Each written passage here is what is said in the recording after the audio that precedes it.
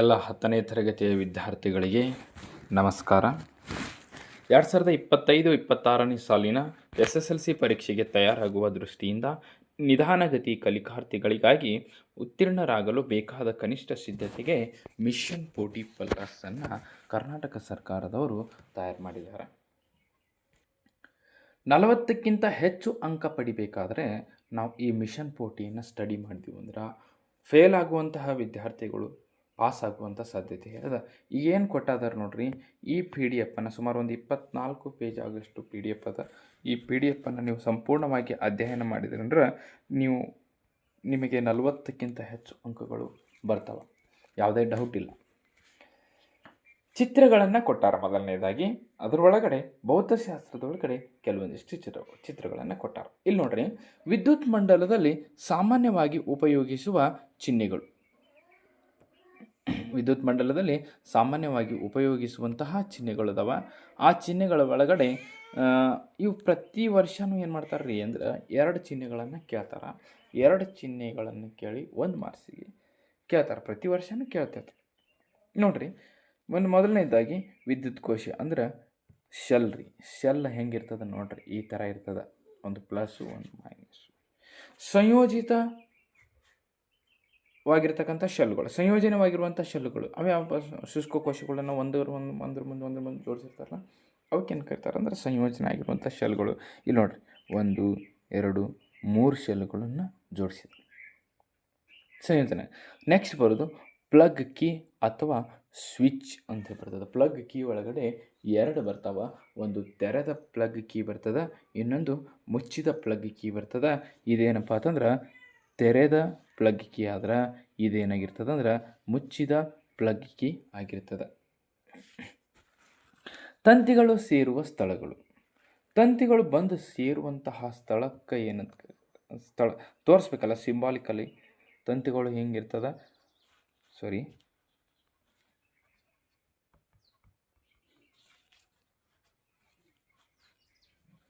ಇಲ್ಲಿ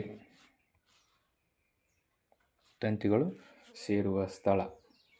ಸೇರ್ಪಡೆ ಇಲ್ಲದೆ ದಾಟಿದ ತಂತಿ ಎಲ್ಲ ನೋಡ್ರಿ, 1 ಮಾರ್ಕ್ಸಿಗೆ ಇಂಪಾರ್ಟೆಂಟ್ ಪಿಕ್ಸ್ ಕ್ವಶನ್ಸ್ ಇವೆಲ್ಲ. ವಿದ್ಯುತ್ ಬಲ್ಬನ್ನು ನೀವು ಯಾವ ಥರನಾಗಿ ಬೇಕಾದರೂ ತೆಗಿಬೋದು. ನೀವು ಈ ಥರನಾಗಿ ಬೇಕಾದರೂ ತೆಗಿಬೋದು, ಈ ಥರನಾಗಿ ಬೇಕಾದರೂ ತೆಗಿಬೋದು, ಅಥವಾ ಈ ಥರನಾಗಿ ಬೇಕಾದರೂ ಚಿತ್ರವನ್ನು ಬಿಡಿಸಬಹುದು. ರೋಧ ಅಂತ ಬರ್ತದೆ. ಇದು ನೋಡ್ರಿ, ರೋಧ ಬದಲಾಯಿಸಬಹುದಾದ ರೋಧ ಅಂತ ಬರ್ತಾವೆ. 2 ಚಿತ್ರ ಒಳಗಡೆ ಯಾವುದಾದ್ರೂ ಒಂದು ತೆಗಿರಿ. ಅಮ್ಮೀಟರ್ ಬರ್ತದೆ, ಮಧ್ಯದಲ್ಲೇ ಅಮ್ಮೀಟರ್ ಬರಿಬೇಕು, ರೌಂಡ್ ಹಾಕಬೇಕು, ಪ್ಲಸ್ ಮೈನಸ್ ಬರಿಬೇಕು. ವೋಲ್ಟ್ ಬರ್ತದೆ, ವೋಲ್ಟ್ ಮೀಟರ್ ಅಂತ ಬರ್ತದೆ. ಇಷ್ಟು ಚಿತ್ರಗಳನ್ನು ನೀವು ಸುಮಾರು 11 ಚಿತ್ರಗಳದವ.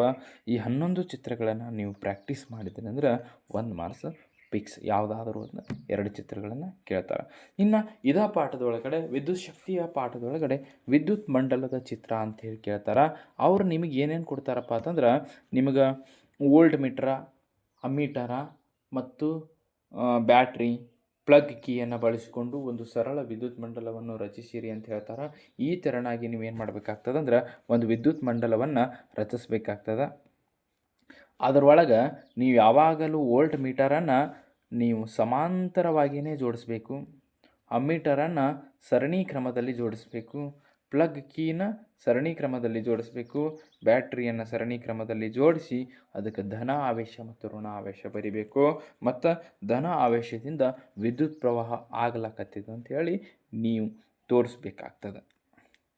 ನೆಕ್ಸ್ಟ್ ಸಮಾಂತರವಾಗಿರುವ ರೋಧಕಗಳು ಅಂದರೆ ಸಮಾಂತರ ರೋಧಕಗಳನ್ನು ಸಮಾಂತರವಾಗಿ ಜೋಡಿಸಿರುವಂಥ ಚಿತ್ರ ತೆಗೀರಿ ಅಂತ ಹೇಳ್ತಾರೆ. R1 R2 ತೆಗೀರಿ, 3 ಸಮಾಂತರವಾಗಿ ಜೋಡಿಸಿ ಏನು ಮಾಡಿರಿ, ಒಂದು ಬ್ಯಾಟ್ರಿ, ಪ್ಲಗ್ ಕೀ, ಅಮ್ಮೀಟರನ್ನು ಜೋಡಿಸಿ ನೀವು ಚಿತ್ರವನ್ನು ತೆಗೀರಿ. ಸರಣಿ ಕ್ರಮದಲ್ಲಿ ರೋಧಕಗಳು ಅಂದರೆ ರೋಧಕಗಳನ್ನು ಸರಣಿ ಕ್ರಮದಲ್ಲಿ ಜೋಡಿಸುವುದು. ವಸ್ತುವಿನ ಸ್ಥಾನವನ್ನು ಆಧರಿಸಿ ನೋಡ್ರಿ, ಇದು ಬೆಳಕು ಮತ್ತು ಪ್ರತಿಫಲನ ಮತ್ತು ವಕ್ರೀಭವನ ಪಾಠದೊಳಗಿಂದ ಟೋಟಲ್ ಆಗಿ ಇವು ನಿಮ್ನ ದರ್ಪಣ ಮತ್ತು ಪೀನ ಮಸೂರ ಅಂಥೇಳಿ 6 ಚಿತ್ರಗಳು ಬರ್ತಾವೆ. 6 ಚಿತ್ರ ಒಳಗಡೆ ಟೋಟಲ್ ಆಗಿ 12 ಚಿತ್ರಗಳು ಬರ್ತಾವೆ. ಈ 12 ಚಿತ್ರ ಒಳಗಡೆ ಒಂದು ಚಿತ್ರವನ್ನು 3 ಮಾರ್ಕ್ಸಿಗೆ ಕೇಳ್ತಾರೆ. ಈ ಚಿತ್ರಗಳನ್ನು ನೋಡ್ಕೊರಿ ನೀವೆಲ್ಲರೂ. ವಸ್ತುವಿನ ಸ್ಥಾನ ಎಲ್ಲೈತೆ ಅನ್ನೋದು ಕಂಪಲ್ಸರಿ ಬರೀರಿ. ಅದಾದ ತಕ್ಷಣ ಪ್ರತಿಬಿಂಬದ ಸ್ಥಾನ, ಪ್ರತಿಬಿಂಬದ ಗಾತ್ರಗಳನ್ನು ಬರಿಬೇಕಾಗ್ತದೆ, ಪ್ರತಿಬಿಂಬದ ಸ್ವಭಾವವನ್ನು ಬರಿಬೇಕಾಗ್ತದೆ, ಮತ್ತು ರೇಖಾಚಿತ್ರವನ್ನು. ಮೊಟ್ಟ ಮೊದಲ ಬಾರಿಗೆ ನೀವೇನು ಮಾಡಿರಿ, ಈ ರೇಖಾಚಿತ್ರವನ್ನು ಬಿಡಿಸ್ಬೇಕು. ನೋಡಿರಿ, ವಸ್ತುವನ್ನು ಎಲ್ಲಿಟ್ಟಾರ ಅವರು? ವಸ್ತುವಿನ ಅನಂತ ದೂರದೊಳಗಡೆ ಇಟ್ಟಾರ. ಇಲ್ಲಿಟ್ಟಾರ, ಅನಂತ ದೂರದೊಳಗಡೆ ಇಟ್ಟಾರ.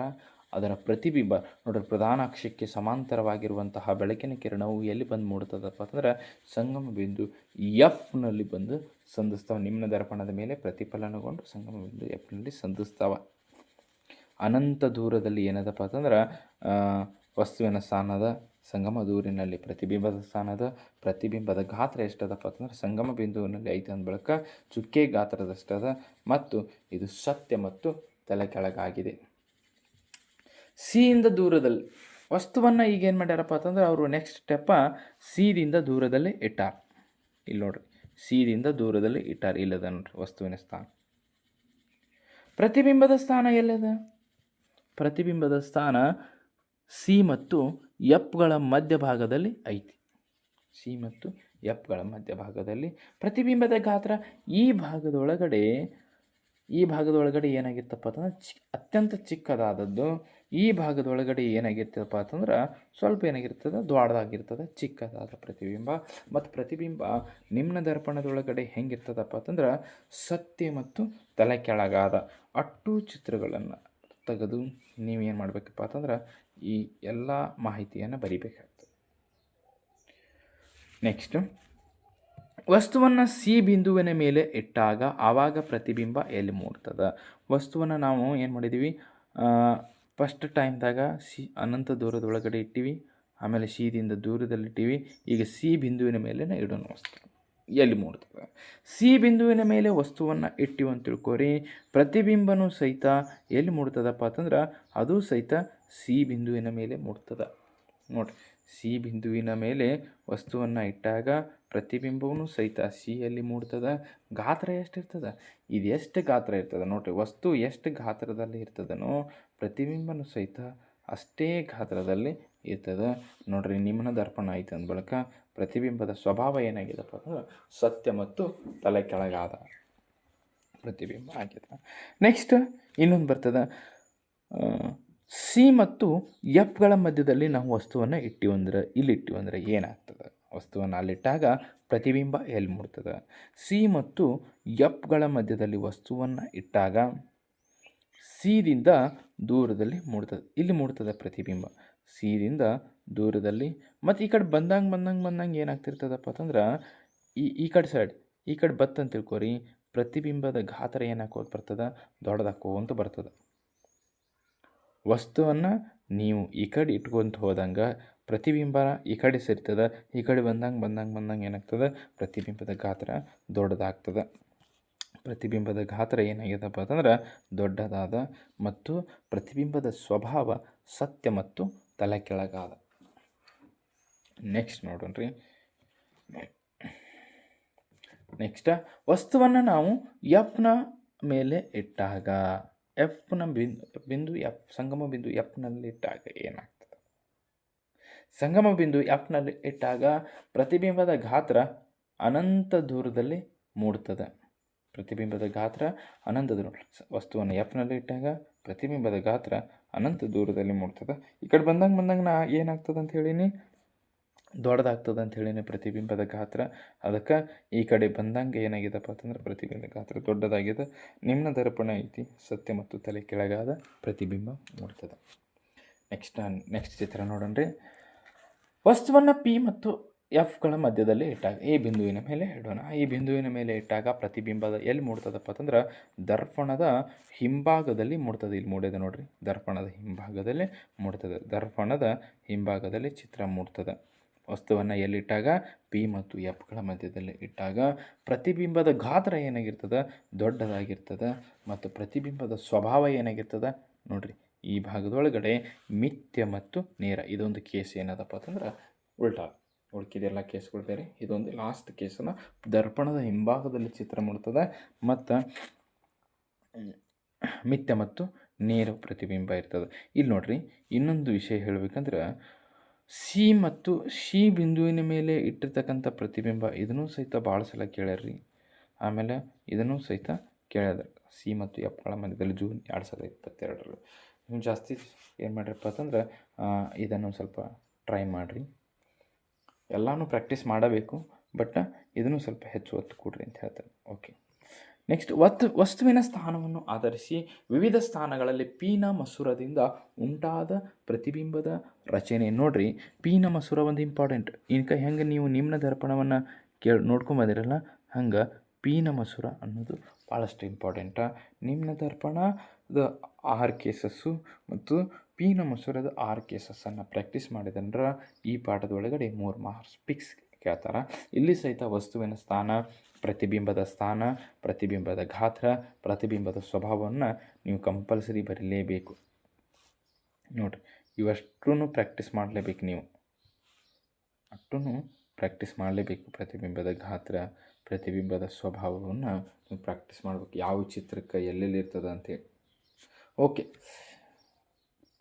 ಈಗ ಪೀನ ಮಸೂರವನ್ನು ತಗೋಣ. ಪೀನ ಮಸೂರದ ಬೆಳಕಿನ ಕಿರಣಗಳು ಓಕೆ ವಸ್ತುವನ್ನು ಎಲ್ಲಿ ಇಡಬೇಕಾದ್ರೆ ಬೇಕಲ್ಲ. ನೋಡಿರಿ, C1 C2 ಅಂತ ಹೇಳಿ ಬರ್ತದೆ, 2F1 ಅಂತ ಹೇಳಿ ಬರ್ತದೆ, 2F1 ಅಂತ ಹೇಳಿ ಬರ್ತದೆ, 2F2 ಅಂತ ಹೇಳಿ ಬರ್ತದೆ. C1 C2ಗೆ 2F1 ಅಂತ ಕರೀತಾರೆ, 2F2 ಅಂತ ಕರೀತಾರೆ. ಸಂಗಮ ಬಿಂದು F1, ಸಂಗಮ ಬಿಂದು F2 ಅಂತ ಬರ್ತದೆ. ವಸ್ತುವನ್ನು ನಾವು ಅನಂತ ದೂರದಲ್ಲಿ ಇಟ್ಟಾಗ ಏನಾಗ್ತದೆ? ಅನಂತ ದೂರದಲ್ಲಿ ಇಟ್ಟಾಗ ಪ್ರತಿಬಿಂಬದ ಸ್ಥಾನ ಸಂಗಮ ಬಿಂದು Fನಲ್ಲಿ ಮೂಡ್ತದೆ, ಸಂಗಮ ಬಿಂದು F2ನಲ್ಲಿ ಮೂಡ್ತದೆ. ಆವಾಗ ಪ್ರತಿಬಿಂಬ ಸಂಗಮ ಬಿಂದುವಿನಲ್ಲಿ ಮೂಡೈತೆ ಅಂದ ಬಳಿಕ ಪ್ರತಿಬಿಂಬ ಏನಾಗಿರ್ತದಪ್ಪ ಅಂತಂದ್ರೆ ಅತ್ಯಂತ ಚಿಕ್ಕದಾದ ಪ್ರತಿಬಿಂಬ ಮೂಡಿರ್ತದೆ. ಹಂಗಾರೆ ಇಲ್ಲಿ ಪ್ರತಿಬಿಂಬದ ಸ್ವಭಾವ ಏನಾಗಿರ್ತದೆ? ಸತ್ಯ ಮತ್ತು ತಲೆ ಕೆಳಗಾದ ಪ್ರತಿಬಿಂಬದ ಸ್ವಭಾವ ಆಗಿರ್ತದೆ. ನೆಕ್ಸ್ಟ್ ಚಿತ್ರ ನೋಡ್ರಿ. ಈಗ ಇನ್ಕ ಏನು ಮಾಡಿದ್ರಿ, ನೀವು ವಸ್ತುವನ್ನು ಅನಂತ ದೂರದೊಳಗಡೆ ಇಟ್ಟಿದ್ರಿ. ಈ ವಸ್ತುವನ್ನು ಈ ಸಿ ಬಿಂದುವಿನಿಂದ ಸ್ವಲ್ಪ ದೂರದೊಳಗಡೆ ಇಡೋಣ, ಅಷ್ಟೇ, ಸ್ವಲ್ಪ ದೂರದೊಳಗಡೆ ಇಡೋಣ. ಇಟ್ಟಾಗ ಇಲ್ಲಿ ಇಟ್ಟದ ನೋಡ್ರಿ, ಸಿದಿಂದ ಸ್ವಲ್ಪ ದೂರದಲ್ಲಿ ಇಟ್ಟಾಗ ಪ್ರತಿಬಿಂಬ ಎಲ್ಲಿ ಮೂಡ್ತದೆ? ಇಲ್ಲಿ ನೋಡ್ರಿ, ಸಂಗಮ ಬಿಂದು F2 ಮತ್ತು 2F2ಗಳ ಮಧ್ಯದಲ್ಲಿ ಪ್ರತಿಬಿಂಬ ಮೂಡ್ತದೆ. ಪ್ರತಿಬಿಂಬದ ಗಾತ್ರ ಏನಾಗಿರ್ತದೆ? ಚಿಕ್ಕದಾದ ಗಾತ್ರ ಆಗಿರ್ತದೆ. ಪ್ರತಿಬಿಂಬದ ಗಾತ್ರ ಏನಾಗಿರ್ತದೆ? ಚಿಕ್ಕದಾದ ಗಾತ್ರ. ಮತ್ತು ಸ್ವಭಾವ ಏನಾಗಿರ್ತದೆ? ಸತ್ಯ ಮತ್ತು ತಲೆ ಕೆಳಗಾದ. ಉಲ್ಟಾ ಆಯ್ತು ನೋಡ್ರಿ ಇಲ್ಲಿ ಚಿತ್ರ, ಸತ್ಯ ಮತ್ತು ತಲೆ ಕೆಳಗಾದ, ಇಲ್ಲಿ ಉಲ್ಟಾ ಇರ್ತದೆ ಚಿತ್ರ. ಮತ್ತು ಗಾತ್ರ ಚಿಕ್ಕದಾದ ಪ್ರತಿಬಿಂಬ ಎಲ್ಲಿ ಮೂಡಿದಪ್ಪ ಅಂತಂದ್ರೆ F2 ಮತ್ತು 2F2ಗಳ ಮಧ್ಯದಲ್ಲಿ 2F1ಗಿಂತ ದೂರದಲ್ಲಿ ವಸ್ತುವನ್ನು ಇಟ್ಟದೀವಿ. ನೆಕ್ಸ್ಟ್ ಥರ್ಡ್ ಕೇಸಸನ್ನು ನೋಡೋಣ.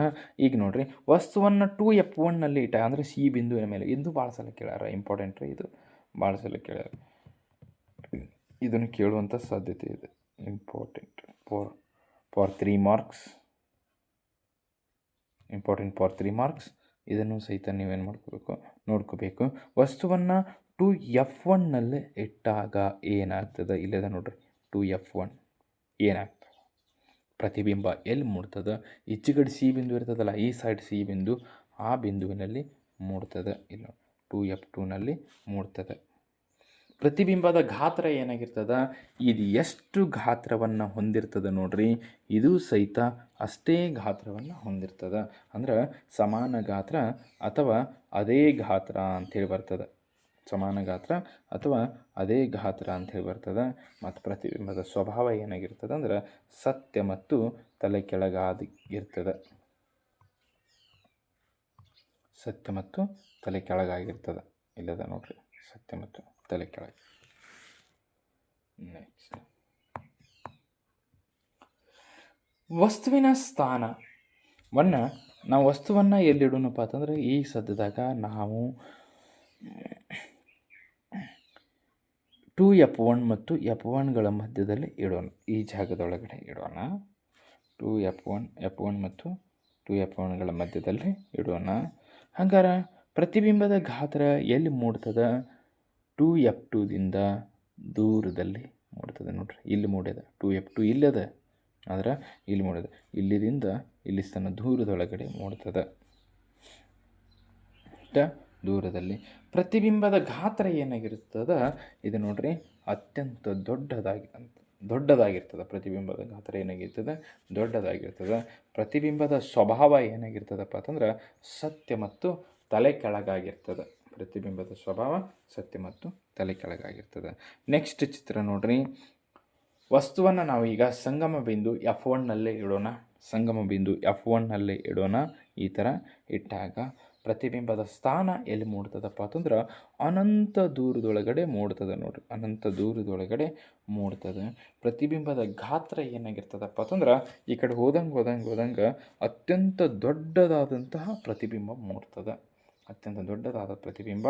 ಮತ್ತು ಪ್ರತಿಬಿಂಬದ ಸ್ವಭಾವ ಹೆಂಗಿರ್ತದಪ್ಪ ಅಂತಂದ್ರೆ ಸತ್ಯ ಮತ್ತು ತಲೆ ಕೆಳಗ ಉಲ್ಟಾ ಇರ್ತದೆ. ಈ ಥರ ಉಲ್ಟಾ ಇರ್ತದೆ.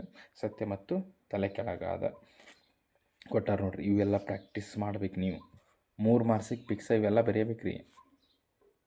3 ಮಾರ್ಕ್ಸಿಗೆ ಪಿಕ್ಸ್ ಬರೆಯಬೇಕಿತ್ತನೆಲ್ಲ ಬರೀ. Okay, next ನೋಡೋಣ್ರಿ.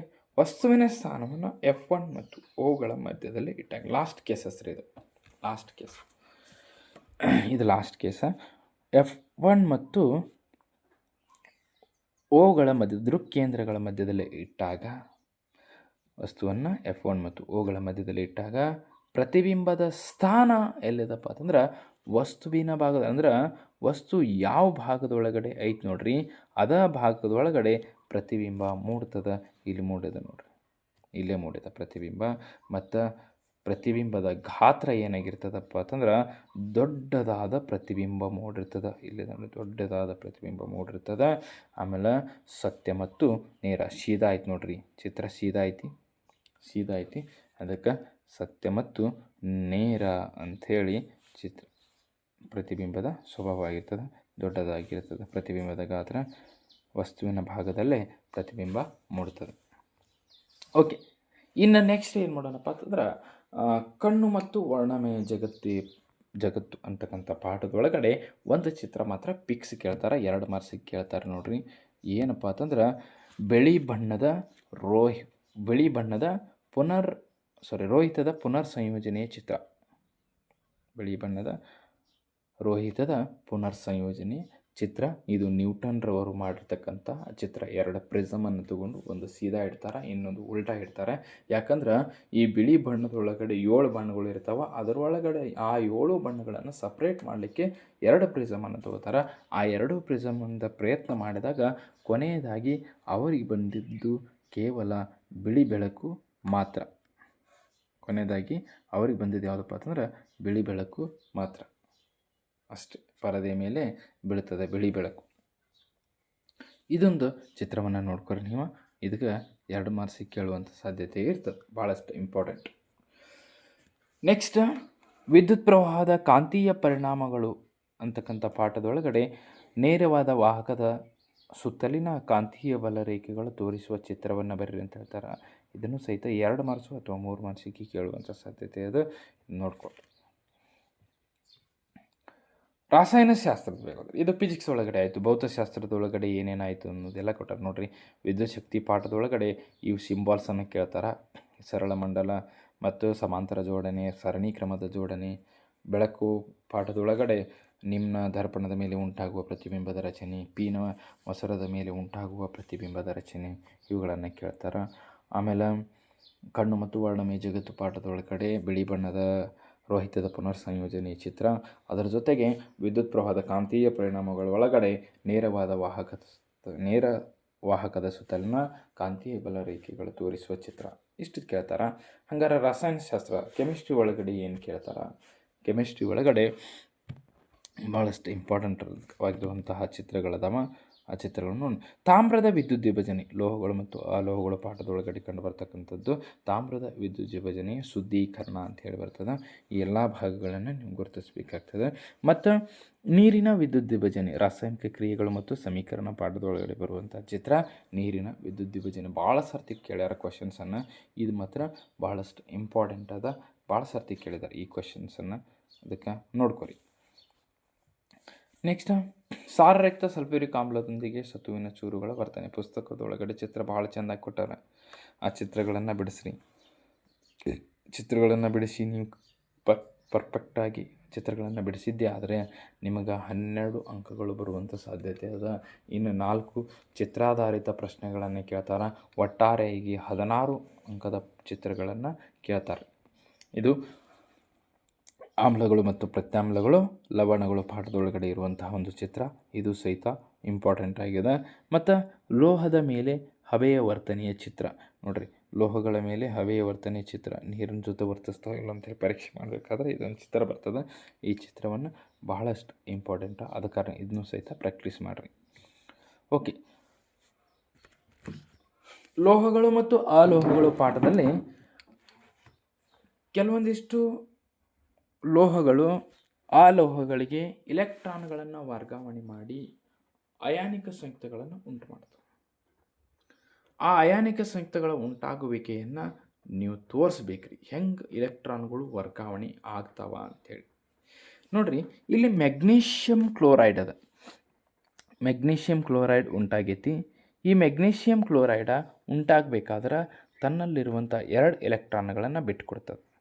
ಯಾಕೆ 2 ಇಲೆಕ್ಟ್ರಾನ್ಗಳನ್ನು ಬಿಟ್ಟುಕೊಡ್ತದೆ? ಮೆಗ್ನೀಷಿಯಂ ಒಳಗಡೆ ತನ್ನ ಹೊರಗಿನ ಕವಚದೊಳಗಡೆ ಎಷ್ಟು ಇಲೆಕ್ಟ್ರಾನ್ಗಳು ಇರ್ತಾವಪ್ಪ ಅಂತಂದ್ರೆ 2 ಇಲೆಕ್ಟ್ರಾನ್ಗಳು ಇರ್ತಾವ. ಆ 2 ಇಲೆಕ್ಟ್ರಾನ್ಗಳನ್ನು ಬಿಟ್ಟುಕೊಡ್ತದೆ. ಆ 2 ಇಲೆಕ್ಟ್ರಾನ್ಗಳನ್ನು ಬಿಟ್ಟುಕೊಡ್ತದೆ. ಮತ್ತು ಯಾರಿಗೆ ಬಿಟ್ಟುಕೊಡ್ತದಪ್ಪ ಅಂತಂದ್ರೆ ಇನ್ನೊಂದು ಯಾವುದಾದ್ರೂ ಒಂದು ಅಲೋಹ ಅದರ ಜೊತೆ ಇತ್ತು ಅಂತ ತಿಳ್ಕೊರಿ, ಬಿಟ್ಟುಕೊಡ್ತದೆ. ಇಲ್ಲಿ ಯಾವುದಂದ್ರೆ ಕ್ಲೋರಿನ್ ಅದ. ಇಲ್ಲಿ ನೋಡ್ರಿ, ಕೆಳಗೆ ನೋಡ್ರಿ, ಹಂಗೆ ಇಲ್ಲಿ ಕ್ಲೋರಿನ್ ಅದ. ತನ್ನ ಹೊರ ಕವಚದೊಳಗಡೆ ಎಷ್ಟು ಇಲೆಕ್ಟ್ರಾನ್ಗಳದಾವ ಅಂದ್ರೆ ಟೋಟಲ್ ಆಗಿ 7 ಇಲೆಕ್ಟ್ರಾನ್ ಅದಾವ. 8 ಆಗ್ಬೇಕಾದ್ರೆ ಇನ್ನೂ ಒಂದು ಇಲೆಕ್ಟ್ರಾನ್ ಬೇಕು. ಮತ್ತು ಈ ಕ್ಲೋರಿನ್ ನೋಡ್ರಿ, ಈ ಕ್ಲೋರಿನ್ನಲ್ಲಿ ಸಹಿತ ಹೊರ ಕವಚದೊಳಗಡೆ 7 ಇಲೆಕ್ಟ್ರಾನ್ ಅದಾವ. 8 ಆಗ್ಬೇಕಾದ್ರೆ ಇನ್ನೂ ಒಂದು ಇಲೆಕ್ಟ್ರಾನ್ಗಳು ಬೇಕು. ಆದ ಕಾರಣ ಇಲ್ಲಿ ಏನು ಮಾಡ್ತದಪ್ಪ ಅಂತಂದ್ರೆ ಮೆಗ್ನೀಷಿಯಮ್ ಇದ್ದಿದ್ದು ತನ್ನಲ್ಲಿರುವಂತಹ 2 ಇಲೆಕ್ಟ್ರಾನ್ಗಳನ್ನು ಬಿಟ್ಕೊಡ್ತದೆ. ನೋಡ್ರಿ, ಇಲ್ಲಿರುವಂತಹ 2 ಇಲೆಕ್ಟ್ರಾನ್ಗಳನ್ನು ಬಿಟ್ಕೊಡ್ತದೆ. ಇವು 2 ಇಲೆಕ್ಟ್ರಾನ್ಗಳನ್ನು ಯಾರಿಗೆ ಬಿಟ್ಕೊಡ್ತದೆ ಅಂದ್ರೆ 2 ಕ್ಲೋರಿನ್ಗಳಿಗೆ ಒಂದೊಂದರಂತೆ ಇಲೆಕ್ಟ್ರಾನ್ಗಳನ್ನು ಬಿಟ್ಕೊಡ್ತದೆ. ಬಿಟ್ಕೊಟ್ಟು ಇದು ಧನ ಆವೇಶ ಚಾರ್ಜನ್ನು ಹೊಂದದ. ಮತ್ತು ಕ್ಲೋರಿನ ಸ್ವೀಕಾರ ಮಾಡಿಕೊಂಡು ಋಣ ಆವೇಶವನ್ನು ಹೊಂದದ. ಋಣಾವೇಶವನ್ನು ಹೊಂದದ. ಮೆಗ್ನೀಷಿಯಮ್ಮ ಧನ ಆವೇಶವನ್ನು ಹೊಂದದ. ಓಕೆ, ಕೊನೆಯದಾಗಿ ಏನಾಗ್ತದೆ ನೋಡ್ರಿ, ಮೆಗ್ನೀಷಿಯಮ್ ತನ್ನಲ್ಲಿರುವಂತಹ 2 ಇಲೆಕ್ಟ್ರಾನ್ಗಳನ್ನು ಬಿಟ್ಕೊಟ್ಟು ಧನ ಆವೇಶವನ್ನು ಚಾರ್ಜ್ ಹೊಂದದ. ಇಲ್ಲಿ ಹೊಂದಿದೆ ನೋಡ್ರಿ. ಮತ್ತು ಕ್ಲೋರಿನ್ ಇದ್ದಿದ್ದು 1 ಇಲೆಕ್ಟ್ರಾನನ್ನು ಸ್ವೀಕಾರ ಮಾಡ್ಕೊಂಡದ. ನೋಡ್ರಿ, ಇಲ್ಲಿ ರೆಡ್ ಕಲರ್ ಡಾಟ್ ಬಿತ್ತು ನೋಡ್ರಿ, ಸ್ವೀಕಾರ ಮಾಡ್ಕೊಂಡದ. ಮತ್ತು ಎಷ್ಟು ಕ್ಲೋರಿನ್ ಅದಾವ ಅಂದ್ರೆ 2 ಕ್ಲೋರಿನ್ ಅದಾವ. 2 ಕ್ಲೋರಿನ್ ಅದಾವ. ಮೆಗ್ನೀಷಿಯಂ ಕ್ಲೋರೈಡ್ ಉಂಟಾಗುವಿಕೆಯನ್ನು ತೋರಿಸಿರಿ ಅಂತ ಕೇಳ್ತಾರೆ. ಅದೇ ಥರನಾಗಿ ಸೋಡಿಯಂ ಕ್ಲೋರೈಡ್ ಉಂಟಾಗುವಿಕೆ, ಇಲೆಕ್ಟ್ರಾನ್ಗಳ ವರ್ಗಾವಣೆಯಿಂದ ಸೋಡಿಯಂ ಕ್ಲೋರೈಡ್ ಉಂಟಾಗುವಿಕೆಯನ್ನು ತೋರಿಸಿ ಅಂತ ಕೇಳ್ತಾರೆ. ಇದು ಸೇಮ್ ಕ್ವಶನ್ಸ, ಇಂಪಾರ್ಟೆಂಟ. ಇವು 2 ಒಂದು ಮಾತ್ರ ಕೇಳ್ತಾರೆ, ಪ್ರಾಕ್ಟೀಸ್ ಮಾಡಿ. ನೆಕ್ಸ್ಟ್ ಚಿತ್ರ ನಿಯಂತ್ರಣ. ಇದು ಬಯಾಲಜಿ ಒಳಗಡೆ ಜೀವಶಾಸ್ತ್ರದೊಳಗಡೆ ಏನು ಕೇಳ್ತಾರೆ, ಜೀವ ವಿಜ್ಞಾನದ ಮುಖ್ಯ ಚಿತ್ರಗಳು ಅಂತ ಬರ್ತಾವೆ. ನಿಯಂತ್ರಣ ಮತ್ತು ಸಹಭಾಗಿತ್ವದೊಳಗಡೆ ಮೆದುಳಿನ ಚಿತ್ರ ಕೇಳ್ತಾರೆ. ಮೆದುಳಿನ ಚಿತ್ರ ಕಂಪಲ್ಸರಿ ಕೇಳ್ತಾರೆ. ಒಂದೊಂದು ಸರ್ತಿ 4 ಮಾರ್ಕ್ಸಿಗೂ ಕೇಳ್ಯಾರ, ಒಂದೊಂದು ಸರ್ತಿ 3 ಮಾರ್ಕ್ಸಿಗೂ ಕೇಳ್ಯಾರ. ಇದನ್ನು ಸಹಿತ ನೀವೇನು ಮಾಡಿರಿ, ಪ್ರಾಕ್ಟೀಸ್ ಮಾಡಿರಿ. ಆಮೇಲೆ ಜೀವಕ್ರಿಯೆಗಳು ಪಾಠದೊಳಗಡೆ ಹೃದಯದ ಚಿತ್ರವನ್ನು ಕೇಳ್ತಾರೆ. ಪ್ರತಿ ಸರ್ತಿನೂ ಹೃದಯ ಚಿತ್ರ ಕೇಳ್ತಾರೆ. ಅದನ್ನು ಸಹಿತ ನೀವೇನು ಮಾಡಬೇಕು, ಪ್ರಾಕ್ಟೀಸ್ ಮಾಡಬೇಕಾಗ್ತದೆ. ಅದ ಪಾಠದೊಳಗಡೆ ಜೀವಕ್ರಿಯೆಗಳೊಳಗಡೆ 2 ಚಿತ್ರ ಕೇಳ್ತಾರೆ. ನಿಯಂತ್ರಣ ಮತ್ತು ಸಹಭಾಗಿತ್ವ ಚಿತ್ರ ಅಂತ ಕೇಳ್ತಾರೆ. ಸಾರಿ ಜೀವಕ್ರಿಯೆಗಳೊಳಗಡೆ 2 ಚಿತ್ರ ಕೇಳ್ತಾರೆ. ತೆರೆದ ಮತ್ತು ಮುಚ್ಚಿದ ಪತ್ರರಂಧ್ರ ಅಂತ ಹೇಳಿ ಕೇಳ್ತಾರೆ. ಒಂದು ಕೇಳ್ಬೋದು, ಯಾವುದಾದ್ರೂ ಒಂದು ತೆರೆದರೆ ಕೇಳ್ಬೋದು, ಇಲ್ಲ ಅಂತಂದ್ರೆ ಮುಚ್ಚಿದ ಪತ್ರರಂಧ್ರನೇ ಕೇಳ್ಬೋದು. 2 ಒಂದು ಚಿತ್ರವನ್ನು ಕೇಳ್ತಾರೆ. ಚಿತ್ರ ಬರೆದು ಭಾಗಗಳನ್ನು ಗುರುತಿಸ್ರಿ. ಮತ್ತು ಇವೆಲ್ಲ ಚಿತ್ರಗಳನ್ನು ಬರೆದು ಭಾಗಗಳನ್ನು ಕಂಪಲ್ಸರಿ ಗುರುತಿಸಬೇಕು. ಯಾವ ಭಾಗಗಳನ್ನು ಕೇಳ್ತಾರೆ ಗೊತ್ತಿಲ್ಲ. ಆದ ಕಾರಣ ನೀವು ಎಲ್ಲ ಭಾಗಗಳನ್ನು ಸರಿಯಾಗಿ ಪ್ರಾಕ್ಟೀಸ್ ಮಾಡಬೇಕು. ಪ್ರಾಕ್ಟೀಸ್ ಮಾಡಿ ನಿಮಗೆ ಪ್ರಾಕ್ಟೀಸ್ ಮಾಡಿದ್ರಂದ್ರೆ ಯಾವುದಾದ್ರೂ ಒಂದು ಭಾಗ ಕೇಳಿದ್ರೆ ನೀವು ಗುರುತಿಸಲಿಕ್ಕೆ ಈಸಿ ಆಗ್ತದೆ. ಮತ್ತು ಈ ಚಿತ್ರದೊಳಗಡೆ ಚಿರದ ಮತ್ತು ಮುಚ್ಚಿದ ಪತ್ರರಂಧ್ರದೊಳಗಡೆನೂ ಸಹಿತ ಎಲ್ಲ ಭಾಗಗಳನ್ನು ನೀವು ಪ್ರಾಕ್ಟೀಸ್ ಮಾಡಿರಬೇಕು. ನೀವು ಗುರುತಿಸಲಿಕ್ಕೆ ನಿಮಗೆ ಬರ್ತಿರಬೇಕು. ನೋಡಿರಿ, ನೆಪ್ರಾನ್ನ ರಚನೆ. ಎಷ್ಟೋ ಜನ ಬಹಳಷ್ಟು ಈಜಿ ಮಾಡಿ ನೆಪ್ರಾನ್ ಬಗ್ಗೆ ಹೇಳಿದ್ದಾರೆ. ನೀವು ನೋಡಿ ನೆಪ್ರಾನ್ ಚಿತ್ರವನ್ನು ಬಿಡಿಸ್ಬೋದು. ನೆಪ್ರಾನ್ ಬಹಳಷ್ಟು ಇಂಪಾರ್ಟೆಂಟ್. ನೆಪ್ರಾನನ್ನು ಕೇಳ್ತಾರೆ 2 ಮಾರ್ಕ್ಸಿಗೆ. ಮತ್ತು ಶಲಾಕಾಗ್ರದ ಮೇಲೆ ಪರಾಗದ ಮೊಳೆಯುವಿಕೆ ಚಿತ್ರ, ಪ್ರಾಣಿಗಳು ಜೀವಿಗಳು ಹೇಗೆ ಸಂತಾನೋತ್ಪತ್ತಿ ನಡೆಸುತ್ತವೆ ಅಂತಕ್ಕಂಥ ಪಾಠದೊಳಗಡೆ ಬರ್ತದೆ. ಇದು 2 ಮಾರ್ಕ್ಸಿಗೆ ಇಂಪಾರ್ಟೆಂಟ್ ಚಿತ್ರ ಅದ. ನೆಕ್ಸ್ಟ್ ನಿಯಮಗಳು ಅಂತೇಳಿ ಬರ್ತಾವೆ. ಭೌತಶಾಸ್ತ್ರದೊಳಗಡೆ ನಿಯಮಗಳು ಬರ್ತಾವೆ. ಆ ನಿಯಮಗಳನ್ನು ನೋಡ್ಕೊಳ್ಳೋಣ. ಫಸ್ಟ್ನೇದು ವಿದ್ಯುತ್ ಶಕ್ತಿ ಒಳಗಡೆ ಒಂದು ನಿಯಮ ಬರ್ತದೆ. ಯಾವುದಪ್ಪ ಅಂತಂದ್ರೆ ಓಮ್ನ ನಿಯಮ ಅಂತ ಹೇಳಿ. ಓಮ ಇದ್ದವ ಏನು ಹೇಳ್ತಾನೆ? ಓಮ್ನ ನಿಯಮದ ಪ್ರಕಾರ ಏನು? ಸ್ಥಿರವಾದ ತಾಪಮಾನದಲ್ಲಿ ವಿದ್ಯುತ್ ಮಂಡಲದಲ್ಲಿನ ಲೋಹದ ತಂತಿಯ ನಡುವಿನ ವಿಭವಾಂತರ ಫಿಯು ಅದರ ಮೂಲಕ ಹರಿಯುವ ವಿದ್ಯುತ್ ಪ್ರವಾಹಕ್ಕೆ ನೇರ ಅನುಪಾತದಲ್ಲಿರ್ತದೆ. ಫಿ I/R ಅಂತೇಳಿ ಇದು ಫಾರ್ಮುಲಾ ನೆನ್ಪಿಟ್ಕೋರಿ. ನೆಕ್ಸ್ಟ್ ಜೌಲನ ಉಷ್ಣೋತ್ಪಾದನಾ ನಿಯಮ. ಜೌಲನ ಉಷ್ಣ ಉತ್ಪಾದನಾ ನಿಯಮ ಅಂತ ಬರ್ತದೆ. ರೋಧಕದಲ್ಲಿ ಉತ್ಪತ್ತಿಯಾದ ಉಷ್ಣವು ಕೊಟ್ಟಿರುವ ರೋಧದಲ್ಲಿ ಪ್ರವಹಿಸುತ್ತಿರುವ ವಿದ್ಯುತ್ ಪ್ರವಾಹದ ವರ್ಗಕ್ಕೆ ನೇರ ಅನುಪಾತದಲ್ಲಿರ್ತದೆ. ಮತ್ತು ಕೊಟ್ಟಿರುವ ವಿದ್ಯುತ್ ಪ್ರವಾಹಕ್ಕೆ ರೋಧವು ನೇರ ಅನುಪಾತದಲ್ಲಿರ್ತದೆ. ರೋಧಗಳ ಮೂಲಕ ಹರಿಯುವ ವಿದ್ಯುತ್ ಪ್ರವಾಹದ ಕಾಲಕ್ಕೆ ನೇರ ಅನುಪಾತದಲ್ಲಿರ್ತದೆ. ನೋಡ್ರಿ, H=I²RT ಅಂದ್ರೆ ವಿದ್ಯುತ್ ಪ್ರವಾಹದ ವರ್ಗಕ್ಕೆ, ಅದರ ರೋಧಕ್ಕೆ ಮತ್ತು ರೋಧಕಗಳ ಮೂಲಕ ಹರಿಯುವ ವಿದ್ಯುತ್ ಪ್ರವಾಹದ ಕಾಲಕ್ಕೆ ಏನಾಗಿರ್ತದಪ್ಪ ಅಂದ್ರೆ ನೇರ ಅನುಪಾತದಲ್ಲಿರ್ತದೆ. H is directly proportional to I²RT ಅಂತ ಬರ್ತದೆ. ಬಲಗೈ ಹೆಬ್ಬೆರಳು ನಿಯಮ. ಫ್ಲೆಮಿಂಗನ ಬಲಗೈ ಹೆಬ್ಬೆರಳು ನಿಯಮ ಏನು ಹೇಳ್ತದಂದ್ರೆ, ಹೆಬ್ಬೆರಳ ವಿದ್ಯುತ್ ಪ್ರವಾಹದ ದಿಕ್ಕನ್ನು ತೋರಿಸಿದ್ರೆ ಉಳಿದೆಲ್ಲ ಬೆರಳುಗಳು ಏನು ಮಾಡ್ತಾವಪ್ಪ ಅಂತಂದ್ರೆ ಕಾಂತಕ್ಷೇತ್ರದ ಕಾಂತೀಯ ಬಲರೇಖೆಗಳ ದಿಕ್ಕನ್ನು ತೋರಿಸ್ತಾವ್ರಿ. ನೋಡ್ರಿ, ಇಲ್ಲಿ ಕೊಟ್ಟ ನೋಡ್ರಿ, ಬಲಗೈನಲ್ಲಿ ವಿದ್ಯುತ್ ಪ್ರವಹಿಸುತ್ತಿರುವ ವಾಹಕ ತಂತಿಯನ್ನು ಹಿಡಿದುಕೊಂಡಾಗ ಹೆಬ್ಬೆರಳು ವಿದ್ಯುತ್ ಪ್ರವಾಹದ ದಿಕ್ಕನ್ನು ಸೂಚಿಸುತ್ತದೆ. ಕಾಂತಕ್ಷೇತ್ರದ ಕಾಂತೀಯ ಬಲರೇಖೆಗಳ ದಿಕ್ಕಿನಲ್ಲಿ ವಾಹಕದ ಸುತ್ತಲೂ ಬೆರಳುಗಳು ಸುತ್ತಿಕೊಂಡಿರ್ತವೆ. ಉಳಿದೆಲ್ಲ ಬೆರಳುಗಳು ಏನಾಗಿರ್ತಾವಪ್ಪ ಅಂತಂದ್ರೆ ಆ ವಾಹಕದ ಸುತ್ತಲೂ ಸುತ್ತಿಕೊಂಡಿರ್ತಾವ. ಅವ ಏನಪ್ಪ ಅಂತಂದ್ರೆ ಕಾಂತೀಯ ಬಲರೇಖೆಗಳ ದಿಕ್ಕು. ಫ್ಲೆಮಿಂಗನ ಎಡಗೈ ನಿಯಮ ಅಂತ ಬರ್ತದೆ. ಎಡಗೈ ನಿಯಮದ ಪ್ರಕಾರ ನಾವು ಏನು ಮಾಡಬೇಕು? 3 ಬೆರಳುಗಳನ್ನು ಪರಸ್ಪರವಾಗಿ ಹಿಡಿಬೇಕು. ಅದರೊಳಗಡೆ ಹೆಬ್ಬೆರಳು ಏನನ್ನು ಸೂಚಿಸ್ತದಪ್ಪ ಅಂತಂದ್ರೆ ವಾಹಕದ ಮೇಲೆ ಬಲವನ್ನು ಸೂಚಿಸ್ತದೆ. ಮತ್ತು ಮಧ್ಯದ ಬೆರಳು ಕಾಂತಕ್ಷೇತ್ರದ ದಿಕ್ಕನ್ನು ತೋರಿಸ್ತದೆ. ಮತ್ತು ತೋರು ಬೆರಳು ಕಾಂತಕ್ಷೇತ್ರದ ದಿಕ್ಕನ್ನು ತೋರಿಸ್ತದೆ. ಮತ್ತು ಮಧ್ಯ ಬೆರಳು ವಿದ್ಯುತ್ ಪ್ರವಾಹದ ದಿಕ್ಕನ್ನು ತೋರಿಸ್ತದೆ.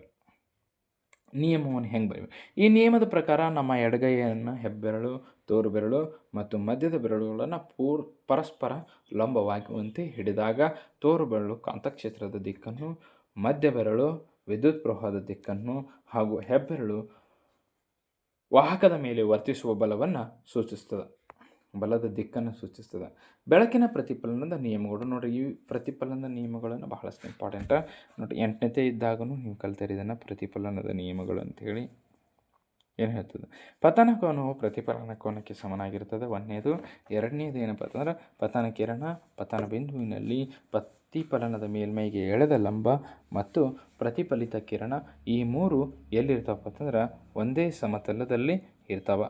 ಇಷ್ಟೇನಪ್ಪ ಅಂತಂದ್ರೆ ಇದು ನಿಯಮ 2 ಮಾರ್ಕ್ಸಿಗೆ ಕೇಳ್ತಾರೆ ಅಥವಾ 1 ಮಾರ್ಕ್ಸಿಗೂ ಕೇಳುವಂಥ ಸಾಧ್ಯತೆ ಇದೆ. ಇನ್ನು ಬೆಳಕಿನ ವಕ್ರೀಭವನದ ನಿಯಮಗಳು. ಹೆಂಗೆ ಪ್ರತಿಫಲನದ ನಿಯಮಗಳು ಬರ್ತಾವೆ ನೋಡಿರಿ, ಹಂಗೆ ಬೆಳಕಿನ ವಕ್ರೀಭವನದ ನಿಯಮಗಳು ಬರ್ತಾವೆ. 1ನೇದು ಏನು ಹೇಳ್ತದೆ? ಪತನ ಕಿರಣ, ವಕ್ರೀಭವನ ಕಿರಣ ಮತ್ತು 2 ಮಾಧ್ಯಮಗಳ ಸಂಪರ್ಕ ಮೇಲ್ಮೈಗೆ ಪತನ ಬಿಂದುವಿನಲ್ಲಿ ಎಳೆದ ಲಂಬ ಈ ಎಲ್ಲವೂ ಒಂದೇ ಸಮತಲದಲ್ಲಿ ಇರ್ತಾವೆ ಅಂತ ಹೇಳಿ 1ನೇ ನಿಯಮ ಹೇಳ್ತದೆ. ಮತ್ತು 2ನೇ ನಿಯಮ ಏನು ಹೇಳ್ತದಪ್ಪ ಅಂತಂದ್ರೆ ಕೊಟ್ಟಿರುವ ಬೆಳಕಿನ ಕಿರಣವು ನಿರ್ದಿಷ್ಟ ಬಣ್ಣ ಮತ್ತು ನೀಡಿರುವ ಜೋಡಿ ಮಾಧ್ಯಮಗಳಿಗೆ ಪತನ ಕೋನದ ಸೈನು, ವಕ್ರೀಮ ಕೋನದ ಸೈನುಗಳ ಅನುಪಾತ ಏನಾಗಿರ್ತದಪ್ಪ ಅಂತಂದ್ರೆ ಸ್ಥಿರ ಆಗಿರ್ತದೆ. ಇಲ್ಲಿ ಕೊಟ್ಟಾರ ನೋಡ್ರಿ, ಸಿಂಬಾಲಿಕಲಿ ಪ್ರೆಸೆಂಟೇಷನ್ ಮಾಡ್ಯಾರ. ಪತನ ಕೋನದ ಸೈನು ಮತ್ತು ವಕ್ರೀಮ ಕೋನದ ಸೈನು ಅದು 2 ಏನಾಗಿರ್ತಾವಪ್ಪ ಅಂತಂದ್ರೆ ಅದು ಸ್ಥಿರಾಂಕವಾಗಿರ್ತದೆ ಅಂತ ಹೇಳ್ತಾರೆ. ಅವುಗಳ ಅನುಪಾತ ಪತನ ಕೋನದ ಸೈನು, ಪತನ ಕೋನದ ಸೈನು, ವಕ್ರೀಮ ಕೋನದ ಸೈನುಗಳ ಅನುಪಾತ ಏನಾಗಿರ್ತದೆ ಅಂದ್ರೆ ಸ್ಥಿರಾಂಕವಾಗಿರ್ತದೆ ಅಂತ ಹೇಳ್ತಾರೆ. ಸ್ನೆಲ್ಲನ ನಿಯಮವನ್ನು ನಿರೂಪಿಸಿ ಎಂದರೆ ಕೊಟ್ಟಿರುವ ಬೆಳಕಿನ ನಿರ್ದಿಷ್ಟ ಬಣ್ಣ ಮತ್ತು ನೀಡಿರುವ ಜೋಡಿ ಮಾಧ್ಯಮಗಳಿಗೆ ಪತನ ಕೋನದ ಸೈನು, ವಕ್ರೀಭವನದ ಕೋನದ ಸೈನುಗಳು ಅನುಪಾತ ಸ್ಥಿರವಾಗಿ. ಸೇಮ್ ಇದು ಯಾವುದು ವಕ್ರೀಭವನದ ನಿಯಮ ಆಯ್ತು ನೋಡ್ರಿ, ಆ ವಕ್ರೀಭವನದ ನಿಯಮವನ್ನು ಬರೆದ್ರಂತ ಕೊರಿ ಸ್ನೆಲ್ಲನ ನಿಯಮವನ್ನು ನಿರೂಪಿಸಿದಂಗೆ ಆಗ್ತದೆ. ವ್ಯಾಖ್ಯಾನಗಳು ಬರ್ತಾವೆ, ವ್ಯಾಖ್ಯಾನಗಳು ಅಂದರೆ ಏನು? ಆಹಾರ ಸರಪಳಿ ಅಂದರೆ ಏನು? ಅರ್ಥ ಬೇಕಲ್ಲ ಆಹಾರ ಸರಪಳಿಗೆ ಅರ್ಥ.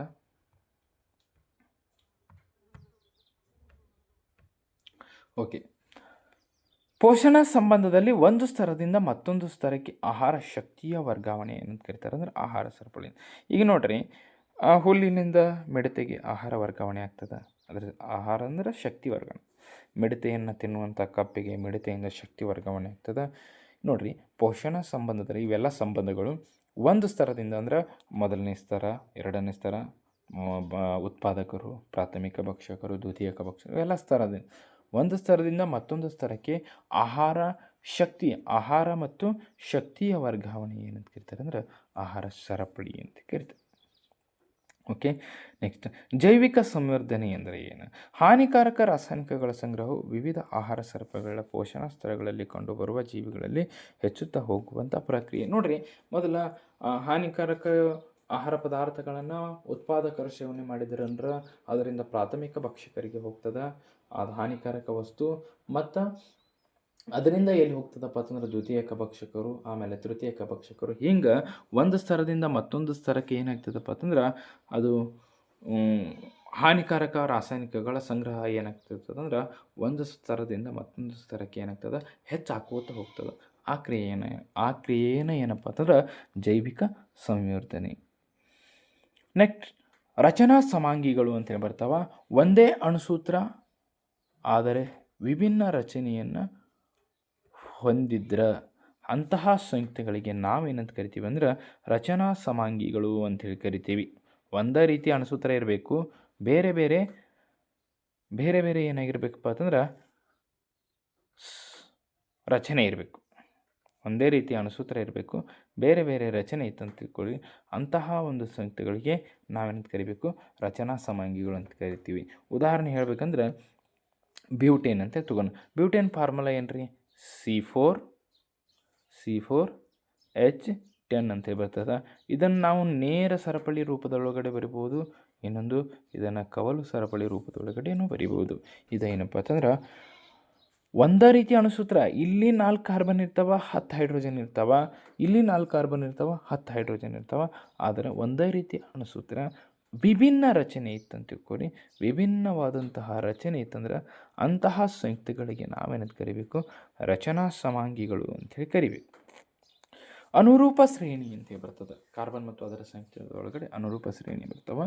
ಒಂದೇ ಕ್ರಿಯಾ ಗುಂಪು ಹೊಂದಿರುವ ಹಾಗೂ ಒಂದೇ ರೀತಿಯ ರಾಸಾಯನಿಕ ಗುಣಗಳನ್ನು ಹೊಂದಿರುವ ಯಾವುದೇ ಎರಡು ಅನುಕ್ರಮ ಹೈಡ್ರೋಜನ್ ಸದಸ್ಯರ ನಡುವಿನ ವ್ಯತ್ಯಾಸ CH2 ಆಗಿರುವ ಶ್ರೇಣಿಯನ್ನು ಏನಂತ ಕರೀತಾರೆ ಅಂದ್ರೆ ಅನುರೂಪ ಶ್ರೇಣಿ ಅಂಥೇಳಿ ಕರೀತಾರೆ.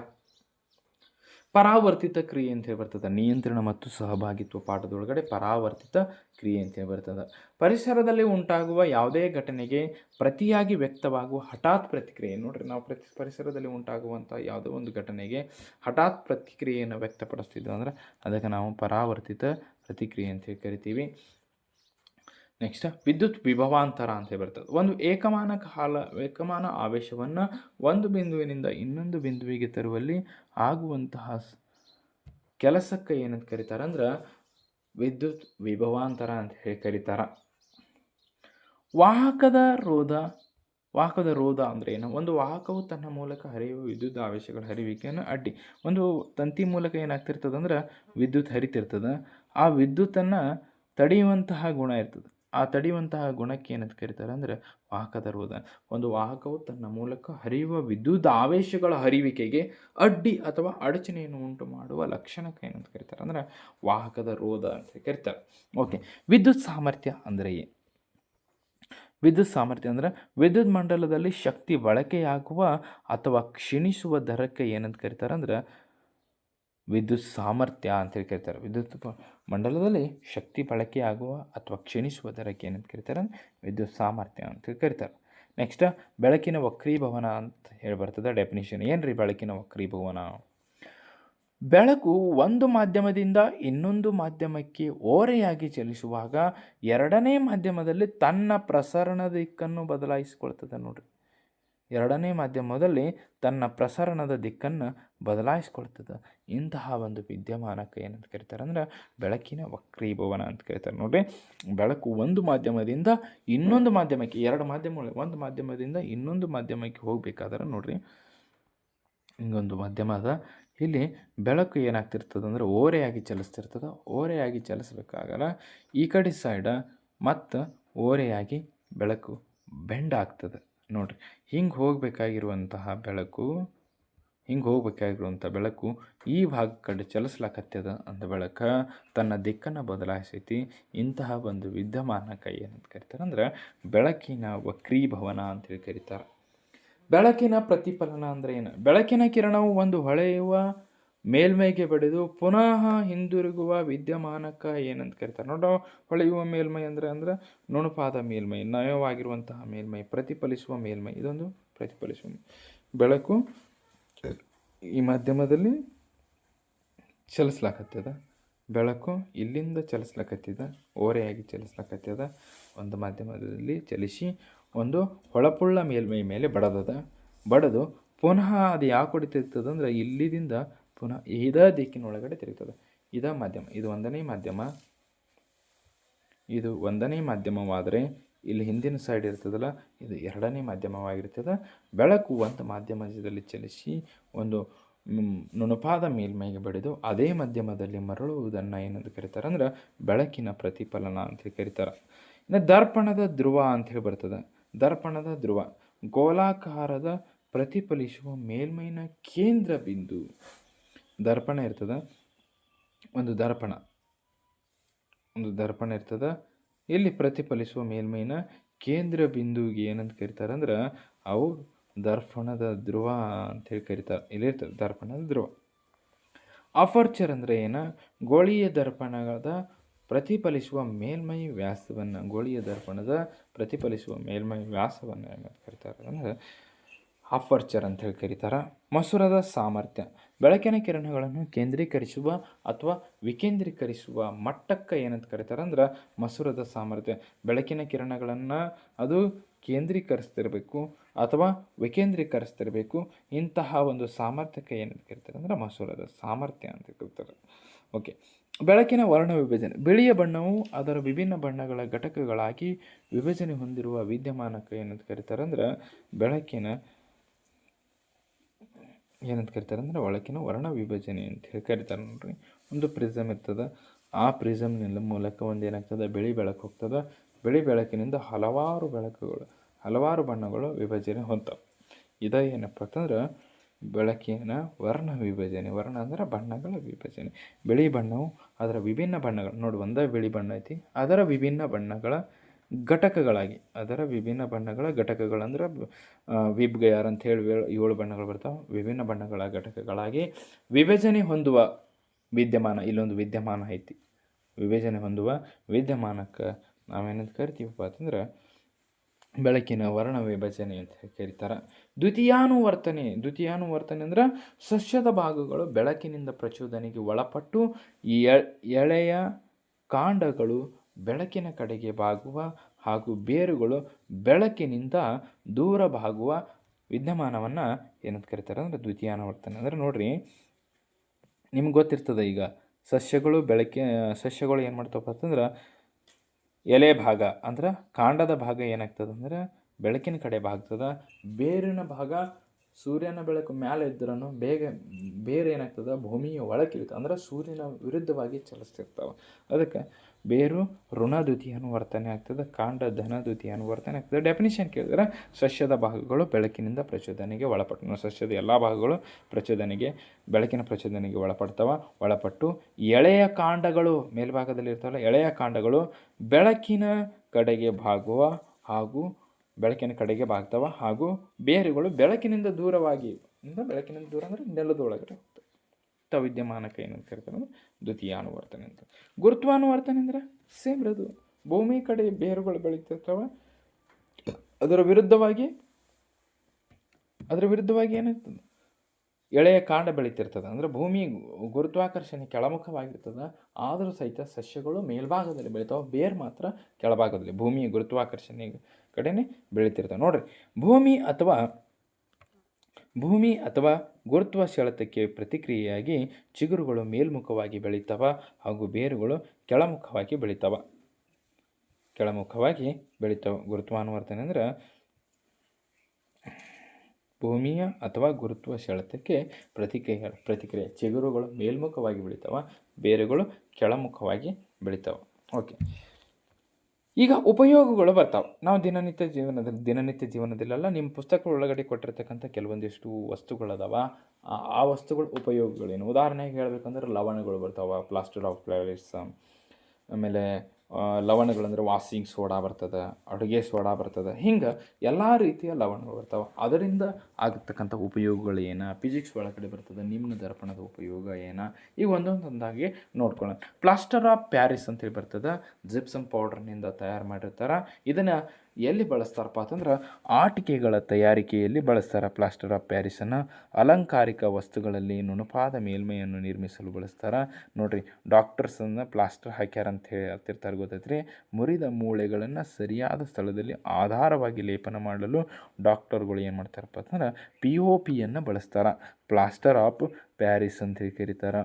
POPಯನ್ನು ಬಳಸ್ತಾರೆ ಅವರು. ಓಕೆ, ವಾಷಿಂಗ್ ಸೋಡಾ ಅಂಥೇಳಿ ಬರ್ತದೆ, ಸೋಡಿಯಂ ಕಾರ್ಬೋನೇಟ್ Na2CO3 ಅಂತೇಳಿ ಬರ್ತದೆ. ಇದನ್ನು ಎಲ್ಲಿ ಬಳಸ್ತಾರೆ? 2 ಮಾರ್ಕ್ಸಿಗೆ ಬಹಳಷ್ಟು ಇಂಪಾರ್ಟೆಂಟ್, 2 ಮಾರ್ಕ್ಸಿಗೆ ಪ್ರತಿ ಸಲ ಕೇಳ್ತಾರೆ. ಇವು ಲವಣಗಳದ ನೋಡಿ, ಸೋಡಿಯಂ ಹೈಡ್ರಾಕ್ಸೈಡ, ಸೋಡಿಯಂ ಬೈಕಾರ್ಬೋನೇಟ, ಸೋಡಿಯಂ ಕಾರ್ಬೋನೇಟ, ಆಮೇಲೆ ಇನ್ನೊಂದು ಯಾವುದಪ್ಪ ಅಂತಂದ್ರೆ ಕ್ಯಾಲ್ಸಿಯಂ ಆಕ್ಸಿಕ್ಲೋರೈಡ. ಇಂಥವೆಲ್ಲವನ್ನು ಏನು ಮಾಡ್ತಾರಪ್ಪ ಅಂತಂದ್ರೆ ಅವರು ಪ್ರತಿ ಸಲ ಕೇಳ್ತಿರ್ತಾರೆ. ನೀವು ಅದನ್ನು ಪ್ರಾಕ್ಟೀಸ್ ಮಾಡಬೇಕು. ವಾಷಿಂಗ್ ಸೋಡಾದ ಉಪಯೋಗಗಳು, ಇದನ್ನು ಎಲ್ಲಿ ಬಳಸ್ತಾರೆ? ಗಾಜು ತಯಾರು ಮಾಡಲಿಕ್ಕೆ ಬಳಸ್ತಾರೆ ರೀ. ಸಾಬೂನು ಮತ್ತು ಕಾಗದ ಕಾರ್ಖಾನೆಗಳಲ್ಲಿ ಬಳಸ್ತಾರೆ. ಮತ್ತು ಬೋರಾಕ್ಸ್ನಂತಹ ಸೋಡಿಯಂ ಸಂಯುಕ್ತಗಳ ಉತ್ಪಾದನೆಯಲ್ಲಿ ಇವುಗಳನ್ನು ಬಳಸ್ತಾರೆ. ನೆಕ್ಸ್ಟ್, ಅಡುಗೆ ಸೋಡಾದ ತಯಾರಿಕೆಯಲ್ಲಿ ಗೃಹ ಬಳಕೆ ಸ್ವಚ್ಛಕಾರಿಯಾಗಿ ಇದು ಬಳಸ್ತಾರೆ. ನೀರಿನ ಶಾಶ್ವತ ಗಡಸುತನ ನಿವಾರಣೆಯಾಗಿ ವಾಷಿಂಗ್ ಸೋಡಾವನ್ನು ಬಳಸ್ತಾರೆ. ಅಡುಗೆ ಸೋಡಾ ಅಥವಾ ಸೋಡಿಯಂ ಹೈಡ್ರೋಜನ್ ಕಾರ್ಬೋನೇಟನ್ನು ಬೇಕಿಂಗ್ ಪುಡಿ ತಯಾರಿಕೆಯಲ್ಲಿ ಬಳಸ್ತಾರೆ. ಆಮ್ಲಶಾಮಕಗಳ ತಯಾರಿಕೆಯಲ್ಲಿ ಬಳಸ್ತಾರೆ.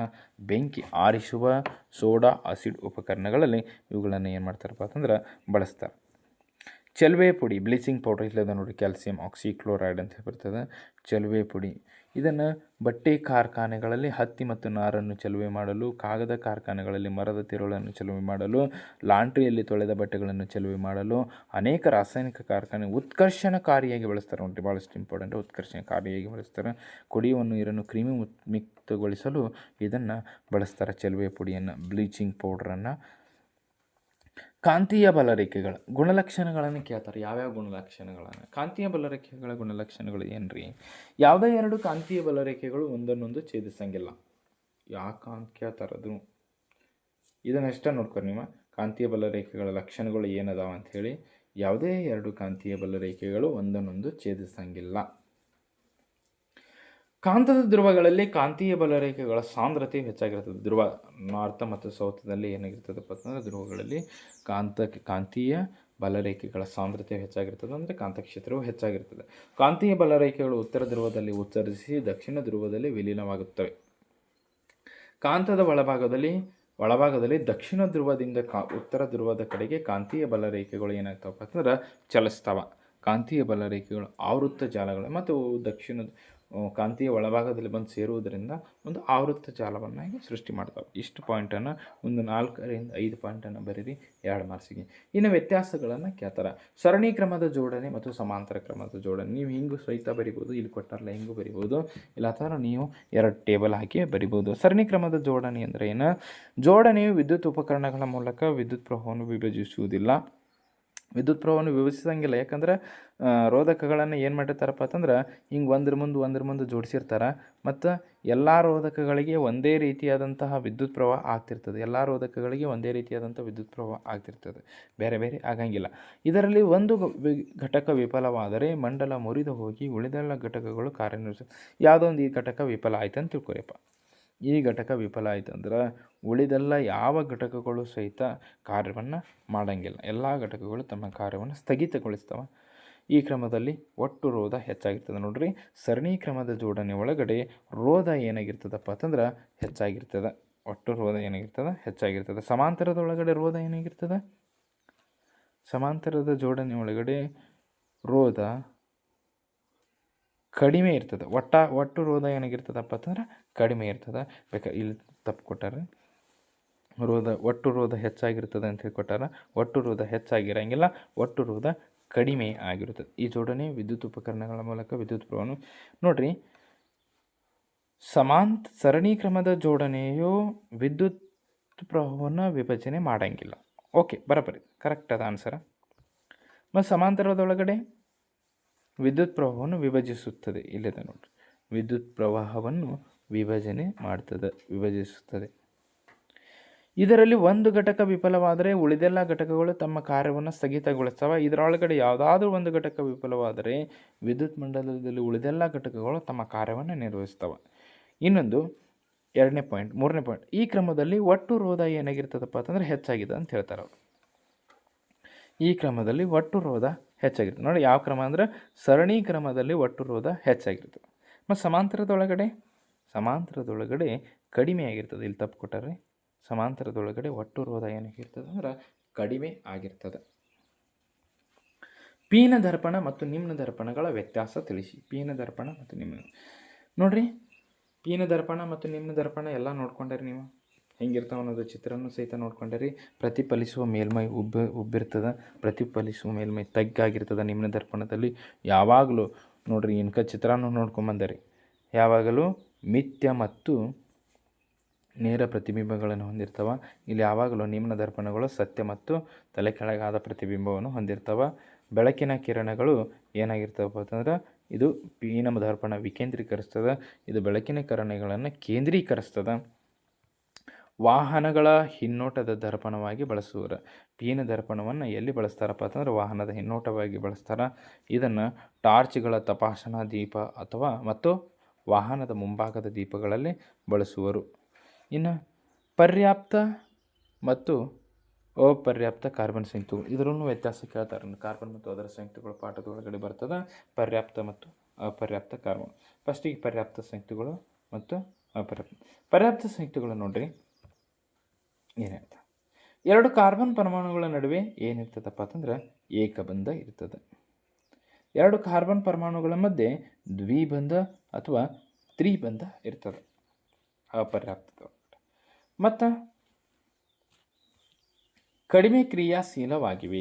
ಪರ್ಯಾಪ್ತ ಹೈಡ್ರೋಕಾರ್ಬನ್ಗಳು ಕಡಿಮೆ ಕ್ರಿಯಾಶೀಲವಾಗಿವೆ, ಇವು ಹೆಚ್ಚು ಕ್ರಿಯಾಶೀಲವಾಗಿವೆ. ದಹಿಸಿದಾಗ ಸ್ವಚ್ಛ ಜ್ವಾಲೆ ನೀಲಿ ಜ್ವಾಲೆಯನ್ನು ಉತ್ಪತ್ತಿ ಮಾಡ್ತಾವ. ದಹಿಸಿದಾಗ ಅಶುದ್ಧ ಹಳದಿ ಜ್ವಾಲೆಯನ್ನು ಬಿಡುಗಡೆ ಮಾಡ್ತಾವ್ರಿ. ಇವು ಸ್ವಚ್ಛ ಜ್ವಾಲೆಯನ್ನು, ನೀಲಿ ಜ್ವಾಲೆಯನ್ನು ಪರ್ಯಾಪ್ತ ಹೈಡ್ರೋಕಾರ್ಬನ್ಗಳು ಬಿಡುಗಡೆ ಮಾಡಿದ್ರೆ, ಅಪರ್ಯಾಪ್ತ ಹಳದಿ ಬಣ್ಣದ ಬಾಂಡೆಗದ ಎಲ್ಲ ಏನಾಗ್ತದಪ್ಪ ಅಂತಂದ್ರೆ ಕಪ್ಪು ಬಣ್ಣ ಹತ್ತದ. ಪಾತ್ರೆ ಕೆಳಭಾಗದಲ್ಲಿ ಕಪ್ಪು ಬಣ್ಣ ಹತ್ತಿರ್ತದೆ, ಮಸಿ ಹತ್ತದ. ಇಲ್ಲಿ ಆದೇಶನ ಕ್ರಿಯೆಗೆ ಒಳಪಡ್ತದೆ. ಇದು ಸಂಕಲನ ಕ್ರಿಯೆಗೆ ಸಂಕಲನ ಮತ್ತು ಆದೇಶನ ಕ್ರಿಯೆಗೆ ಒಳಪಡ್ತದೆ. ಉದಾಹರಣೆಗೆ ಹೇಳ್ಬೇಕಂದ್ರೆ ಪರ್ಯಾಪ್ತ ಹೈಡ್ರೋಕಾರ್ಬನ್ಗಳು ಅಲ್ಕೇನ್ಗಳು ಬರ್ತಾವ. ಅಲ್ಕೇನ್ಗಳು. ಅಪರ್ಯಾಪ್ತ ಹೈಡ್ರೋಕಾರ್ಬನ್ಗಳು ಅಂದ್ರೆ ದ್ವಿಬಂಧ ಮತ್ತು ತ್ರಿಬಂಧ ಬರಬೇಕಾಗ್ತದೆ. ಅಲ್ಲಿ ಅಲ್ಕೀನ್ ಅಲ್ಕೈನ್ಗಳು ಬರ್ತಾವ.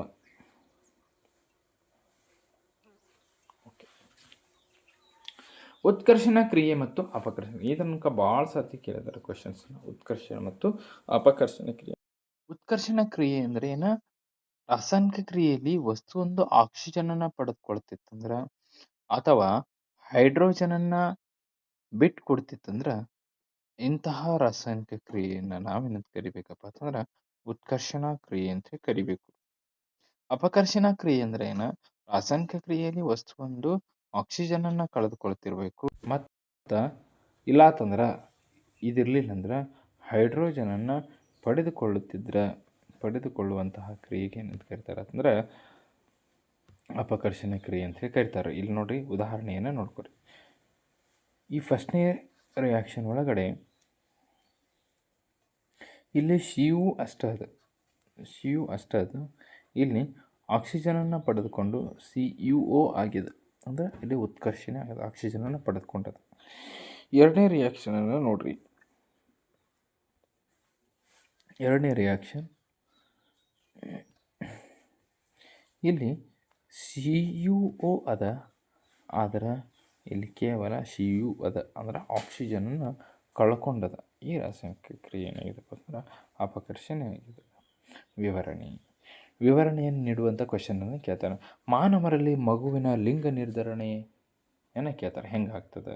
ತಂದೆಯಿಂದ ಆಗ್ತದೆ, ತಾಯಿಯಿಂದ ಆಗ್ತದೆ. ತಂದೆಯಿಂದ ಯಾವ ವರ್ಣತಂತುಗಳು ಬಿಡುಗಡೆ ಆಗ್ತವೆ, ತಾಯಿಯಿಂದ ಯಾವ ವರ್ಣತಂತುಗಳು ಬಿಡುಗಡೆ ಆಗ್ತವೆ? ನೋಡ್ರಿ, ತಾಯಿಯಿಂದ ಎಕ್ಸ್ ವರ್ಣತಂತುಗಳು ಬಿಡುಗಡೆ ಆಗ್ತವೆ. ಆಮೇಲೆ ತಂದೆಯಿಂದ ಯಾವಪ್ಪ ಅಂತಂದರೆ XY ಬಿಡುಗಡೆ ಆಗ್ತವೆ ಎಂಬ ಹೊಂದಿಕೆ ಜೋಡಿ, ಅಂದ್ರೆ XY ವರ್ಣತಂತುಗಳು ಬಿಡುಗಡೆ ಆಗ್ತವೆ. ತಂದೆಯಿಂದ X ವರ್ಣತಂತು ಬಿಡುಗಡೆ ಆದರೆ ಅಲ್ಲಿ ಯಾವ ಮಗು ಜನಿಸ್ತದಪ್ಪ ಅಂತಂದ್ರೆ, ತಾಯಿಯಿಂದ ಯಾವಾಗಲೂ X ವರ್ಣತಂತುನೇ ಬಿಡುಗಡೆ ಆಗಬೇಕು. ತಾಯಿಯಿಂದ ಯಾವಾಗಲೂ X ವರ್ಣ, ಯಾಕಂದರೆ ಎರಡು X ವರ್ಣತಂತುಗಳನ್ನು ಅದಾವೆ. ಆದ್ದರಿಂದ ತಾಯಿಯಿಂದ ಯಾವಾಗಲೂ X ವರ್ಣತಂತುಗಳು ಬಿಡುಗಡೆ ಆಗಬೇಕು. ತಂದೆಯಿಂದ X ವರ್ಣತಂತುಗಳು ಬಿಡುಗಡೆ ಆದರೆ ಅಲ್ಲಿ ಏನಾಗ್ತದೆ? ಯಾವ ಮಗು ಜನಿಸ್ತದಪ್ಪ ಅಂತಂದ್ರೆ ಹುಡುಗಿ ಜನಿಸ್ತದೆ, ಹೆಣ್ಣು ಮಗು ಜನಿಸ್ತದೆ. ತಂದೆಯಿಂದ Y ವರ್ಣತಂತು ಬಿಡುಗಡೆ ಆದರೆ ಅಲ್ಲಿ ಹುಡುಗ, ಗಂಡು ಮಗು ಜನಿಸ್ತದೆ. ಅಂದ್ರೆ ಗಂಡು ಮಗು ಜನಿಸ್ಬೇಕಾದ್ರೆ ವರ್ಣತಂತುಗಳು ಯಾವಪ್ಪ ಅಂತಂದ್ರೆ X ಮತ್ತು Y. ಹೆಣ್ಣು ಮಗು ಅಂದರೆ X ಇರಬೇಕು. ದ್ವಿತಳೀಕರಣ ಅಂತ ಬರ್ತದೆ.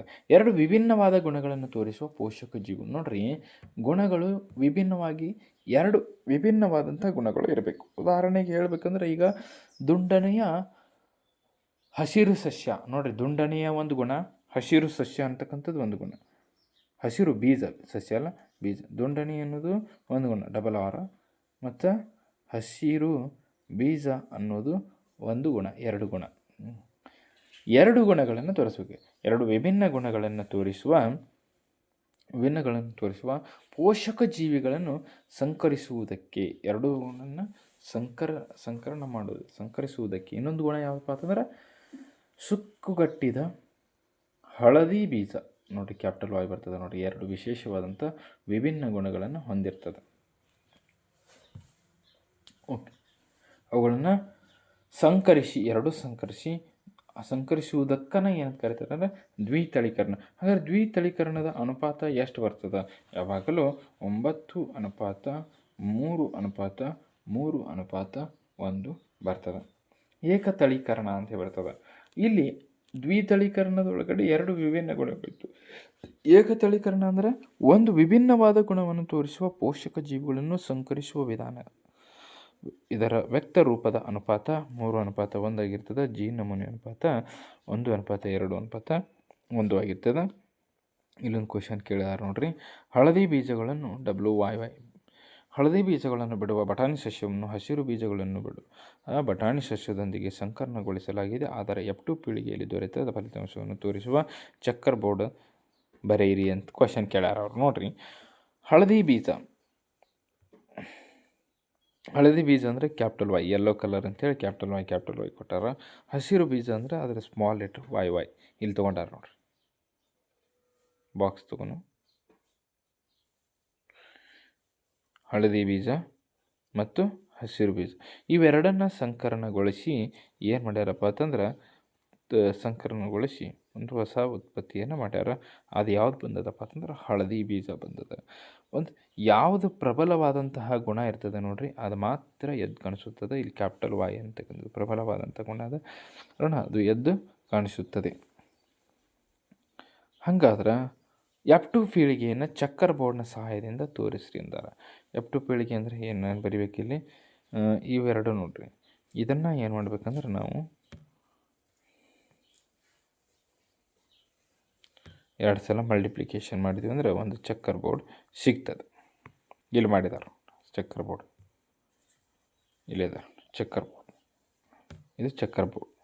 ಮತ್ತು ಸಸ್ಯಗಳ ವಿಧಗಳು: ಹಳದಿ ಬೀಜ, ಹಸಿರು ಬೀಜ 3:1 ಬರ್ತದೆ.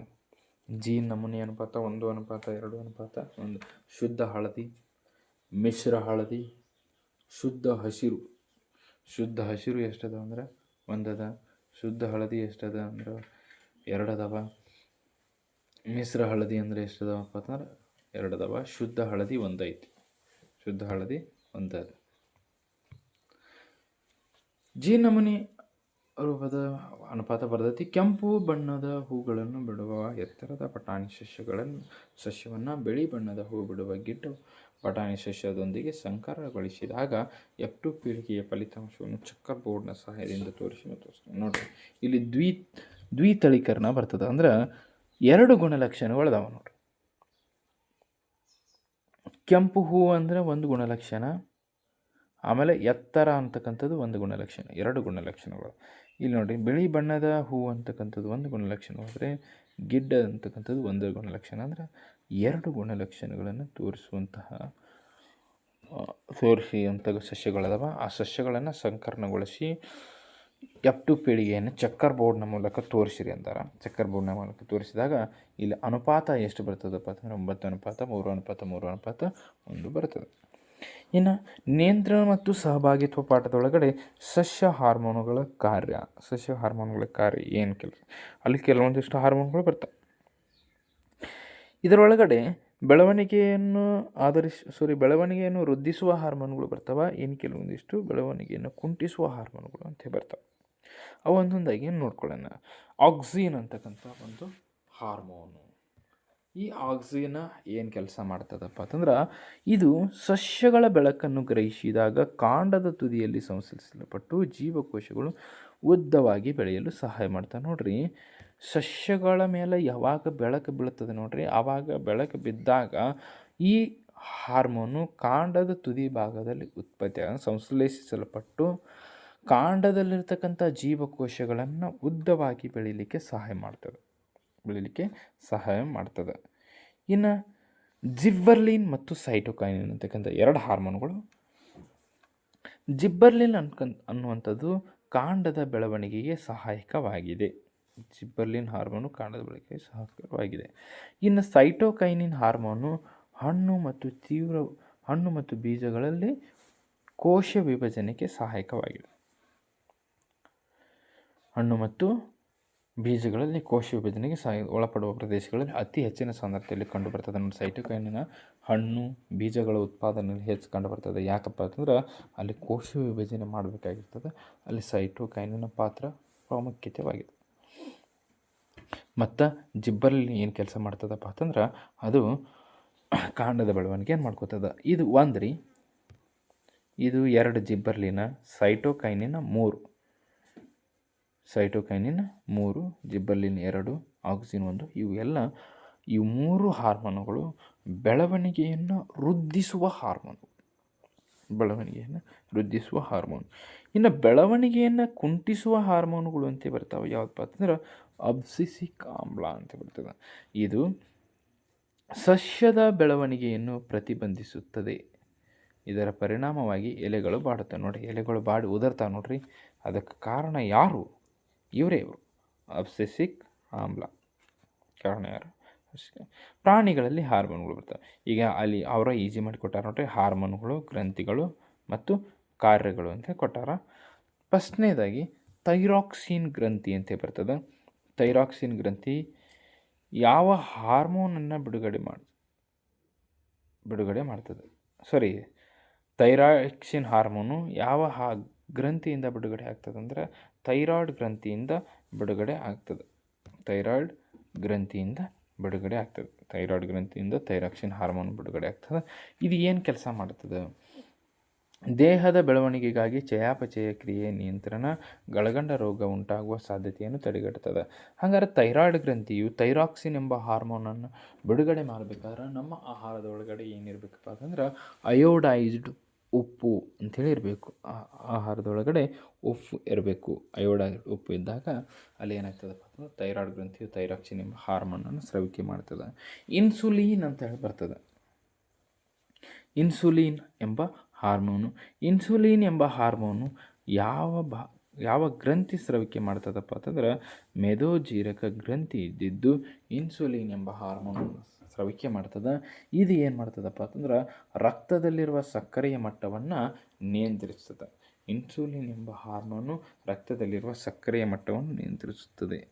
ವೈದ್ಯರು ಮಧುಮೇಹ ರೋಗಗಳಿಗೆ ಚುಚ್ಚುಮದ್ದನ್ನು ನೀಡ್ತಾರೆ, ಇನ್ಸುಲಿನನ್ನು ನೀಡ್ತಾರೆ. ಯಾಕೆ? ಅದು ರಕ್ತದೊಳಗಡೆ ಇರುವಂಥ ಸಕ್ಕರೆಯ ಮಟ್ಟವನ್ನು ನಿಯಂತ್ರಣ ಮಾಡ್ತದೆ.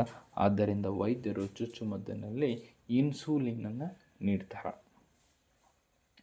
ಓಕೆ, ಇನ್ನು ನೆಕ್ಸ್ಟ್ ಅಡ್ರಿನಲ್ ಗ್ರಂಥಿಯು ಯಾವ ಹಾರ್ಮೋನನ್ನು ಸ್ರವಿಕೆ ಮಾಡ್ತದೆ? ಅಡ್ರಿನಲ್ ಗ್ರಂಥಿಯು ಅಡ್ರಿನಲಿನ್ ಎಂಬ ಹಾರ್ಮೋನನ್ನು ಸ್ರವಿಕೆ ಮಾಡ್ತದೆ. ಇದರ ಕೆಲಸ ಏನಪ್ಪ ಅಂತಂದ್ರೆ ತುರ್ತು ಪರಿಸ್ಥಿತಿಯ ಸಂದರ್ಭದಲ್ಲಿ ದೇಹವನ್ನು ಒತ್ತಡದ ಪರಿಸ್ಥಿತಿ ಎದುರಿಸಲು ಸಜ್ಜುಗೊಳಿಸುತ್ತದೆ. ಮೆದುಳಿನ ವಿವಿಧ ಭಾಗಗಳು, ಏನಕ್ಕೆ ಮೆದುಳಿನ ಚಿತ್ರ ನೋಡ್ಕೊಂಡಿದ್ರಲ್ಲ, ಮೆದುಳಿನ ವಿವಿಧ ಭಾಗಗಳು ಅಂತ ಬರ್ತವೆ. ಅದರೊಳಗಡೆ ಮುಮ್ಮೆದುಳು, ಮೆಡುಲ್ಲ, ಅನುಮಸ್ತಿಷ್ಕ ಅಂತ ಬರ್ತದೆ. ಮುಮ್ಮೆದುಳು ಮೆದುಳಿನ ಪ್ರಮುಖ ಆಲೋಚನಾ ಕೇಂದ್ರ ಭಾಗವಾಗಿದೆ, ಪ್ರಜ್ಞಾ ಭಾಗವಾಗಿದೆ, ಚಿಂತಿಸುವ ಭಾಗವಾಗಿದೆ, ವಿವೇಚನೆ ಮಾಡುವಂಥ ಭಾಗವಾಗಿದೆ. ಮತ್ತು ಮೆಡುಲ್ಲ ಏನು ಕೆಲಸ ಮಾಡ್ತದಪ್ಪ ಅಂತಂದ್ರೆ ರಕ್ತದ ಒತ್ತಡವನ್ನು ನಿಯಂತ್ರಣ ಮಾಡ್ತದೆ. ಬಾಯಲ್ಲಿ ನೀರಿರುವಿಕೆ ಮತ್ತು ವಾಂತಿ ಆಗುವಿಕೆಗಳಂಥ ಎಲ್ಲ ಅನೈಚ್ಛಿಕ ಕ್ರಿಯೆಗಳನ್ನು ನಿಯಂತ್ರಿಸ್ತದೆ. ನೋಡಿರಿ, ಆಹಾರವನ್ನು ಸೇವಿಸಿದಾಗ ಕೆಮ್ಮುವುದು ಮತ್ತು ವಾಂತಿಯಾಗುವುದು ಯಾವುದಪ್ಪ ಅಂತಂದ್ರೆ ಮೆಡುಲ್ಲ. ನಮ್ಮ ದೇಹದೊಳಗಡೆ ರಕ್ತದ ಒತ್ತಡ ಉಂಟಾಗ್ತದೆ, ಬ್ಲಡ್ ಪ್ರೆಷರ್, ಅದನ್ನು ಕೆಲಸ ಮಾಡೋರು ಯಾರಪ್ಪ ಅಂತಂದ್ರೆ ಮೆಡುಲ್ಲ. ಬಾಯಲ್ಲಿ ನೀರಿರುವಿಕೆ, ಅದು ನಮಗೆ ಗೊತ್ತಿರಲ್ಲ ನಡೀತಿರ್ತದೆ, ಅದೆಲ್ಲ ಏನಪ್ಪ ಅಂತಂದ್ರೆ ಮೆಡುಲ್ಲ ಅಬ್ಲಾಂಗೇಟ ಅಂಥೇಳಿ ಕೆಲಸ ಮಾಡಿಸ್ತದೆ. ಇನ್ನು ಅನುಮಸ್ತಿಷ್ಕ ಅಂತೇಳಿ ಬರ್ತದೆ. ಅನುಮಸ್ತಿಷ್ಕ ಐಚ್ಛಿಕ ಕ್ರಿಯೆಗಳ ನಿಖರತೆ ಮತ್ತು ದೇಹದ ಭಂಗಿ ಮತ್ತು ಸಮತೋಲನವನ್ನು ಕಾಪಾಡ್ತದೆ. ಐಚ್ಛಿಕ ಕೆಲಸವನ್ನು ನಮಗೆ ಗೊತ್ತಿರುವಂಥ ಕೆಲಸ. ಅನೈಚ್ಛಿಕ ಅಂದರೆ ನಮಗೆ ಗೊತ್ತಿರಲ್ಲ, ತಾನೇ ಮಾಡಿಬಿಡ್ತದೆ. ಬ್ಲಡ್ ಪ್ರೆಷರ, ಬಾಯಲ್ಲಿ ನೀರು ಬರೋದು ಮಾಡಲ್ಲ. ಅನುಮಸ್ತಿಷ್ಕ ಏನು ಮಾಡ್ತದಪ್ಪ ಅಂದರೆ ಐಚ್ಛಿಕ ಕ್ರಿಯೆಗಳ ನಿಖರತೆ ಹಾಗೂ ದೇಹದ ಭಂಗಿ, ನಾವು ನಿಂದಿರುವುದು, ಓಡೋದು, ಕೂಡುವುದು, ಮಲಗುವುದು, ಇವೆಲ್ಲ ಏನಪ್ಪ ಅಂದರೆ ಅನುಮಸ್ತಿಷ್ಕ ಸಮತೋಲನವನ್ನು ಕಾಪಾಡಿಕೊಳ್ಳಿಕ್ಕೆ ಅನುಮಸ್ತಿಷ್ಕ ಸಹಾಯ ಮಾಡ್ತದೆ. ಜರಾಯುವಿನ ಕಾರ್ಯ, ಇದು ನೋಡ್ರಿ ಯಾವ ಪಾಠದೊಳಗಡೆ ಬರ್ತದೆ? ಜೀವಿಗಳು ಹೇಗೆ ಸಂತಾನೋತ್ಪತ್ತಿಯನ್ನು ನಡೆಸುತ್ತವೆ, ಇದು ನೋಡ್ರಿ. ಜರಾಯುವಿನ ಕಾರ್ಯ. ಜರಾಯುವಿನ ಅಂದ್ರೆ ಜರಾಯು ತಾಯಿಯ ರಕ್ತದ ಮೂಲಕ ಭ್ರೂಣಕ್ಕೆ ಪೋಷಣೆಯನ್ನು ಒದಗಿಸ್ತದೆ. ತಾಯಿಯ ರಕ್ತದ ಮೂಲಕ ಭ್ರೂಣಕ್ಕೆ ಪೋಷಣೆಯನ್ನು ಒದಗಿಸ್ತದೆ. ತಾಯಿಯಿಂದ ಭ್ರೂಣಕ್ಕೆ ಗ್ಲೂಕೋಸ್ ಮತ್ತು ಆಕ್ಸಿಜನ್ ಹಾದು ಹೋಗಲು ವಿಶೇಷವಾದ ಮೇಲ್ಮೈಯನ್ನು ಒದಗಿಸುತ್ತದೆ. ಭ್ರೂಣವು ಉತ್ಪತ್ತಿ ಮಾಡುವ ತ್ಯಾಜ್ಯ ಪದಾರ್ಥವನ್ನು ಹೊರಹಾಕಲು ಸಹಾಯ ಮಾಡುತ್ತದೆ. ಇದು ಜರಾಯುವಿನ ಪಾತ್ರ. ಇನ್ನು ರಕ್ತ ಪರಿಚಲನೆ ಅಂತ ಬರ್ತದೆ. ಇಮ್ಮಡಿ ರಕ್ತ ಪರಿಚಲನೆ ಎಂದರೇನು? ಭಾಳ ಸರ್ತಿ ಕ್ವಶನ್ಸನ್ನು ಕೇಳ್ತಾರೆ, ವೆರಿ ವೆರಿ ಇಂಪಾರ್ಟೆಂಟ್.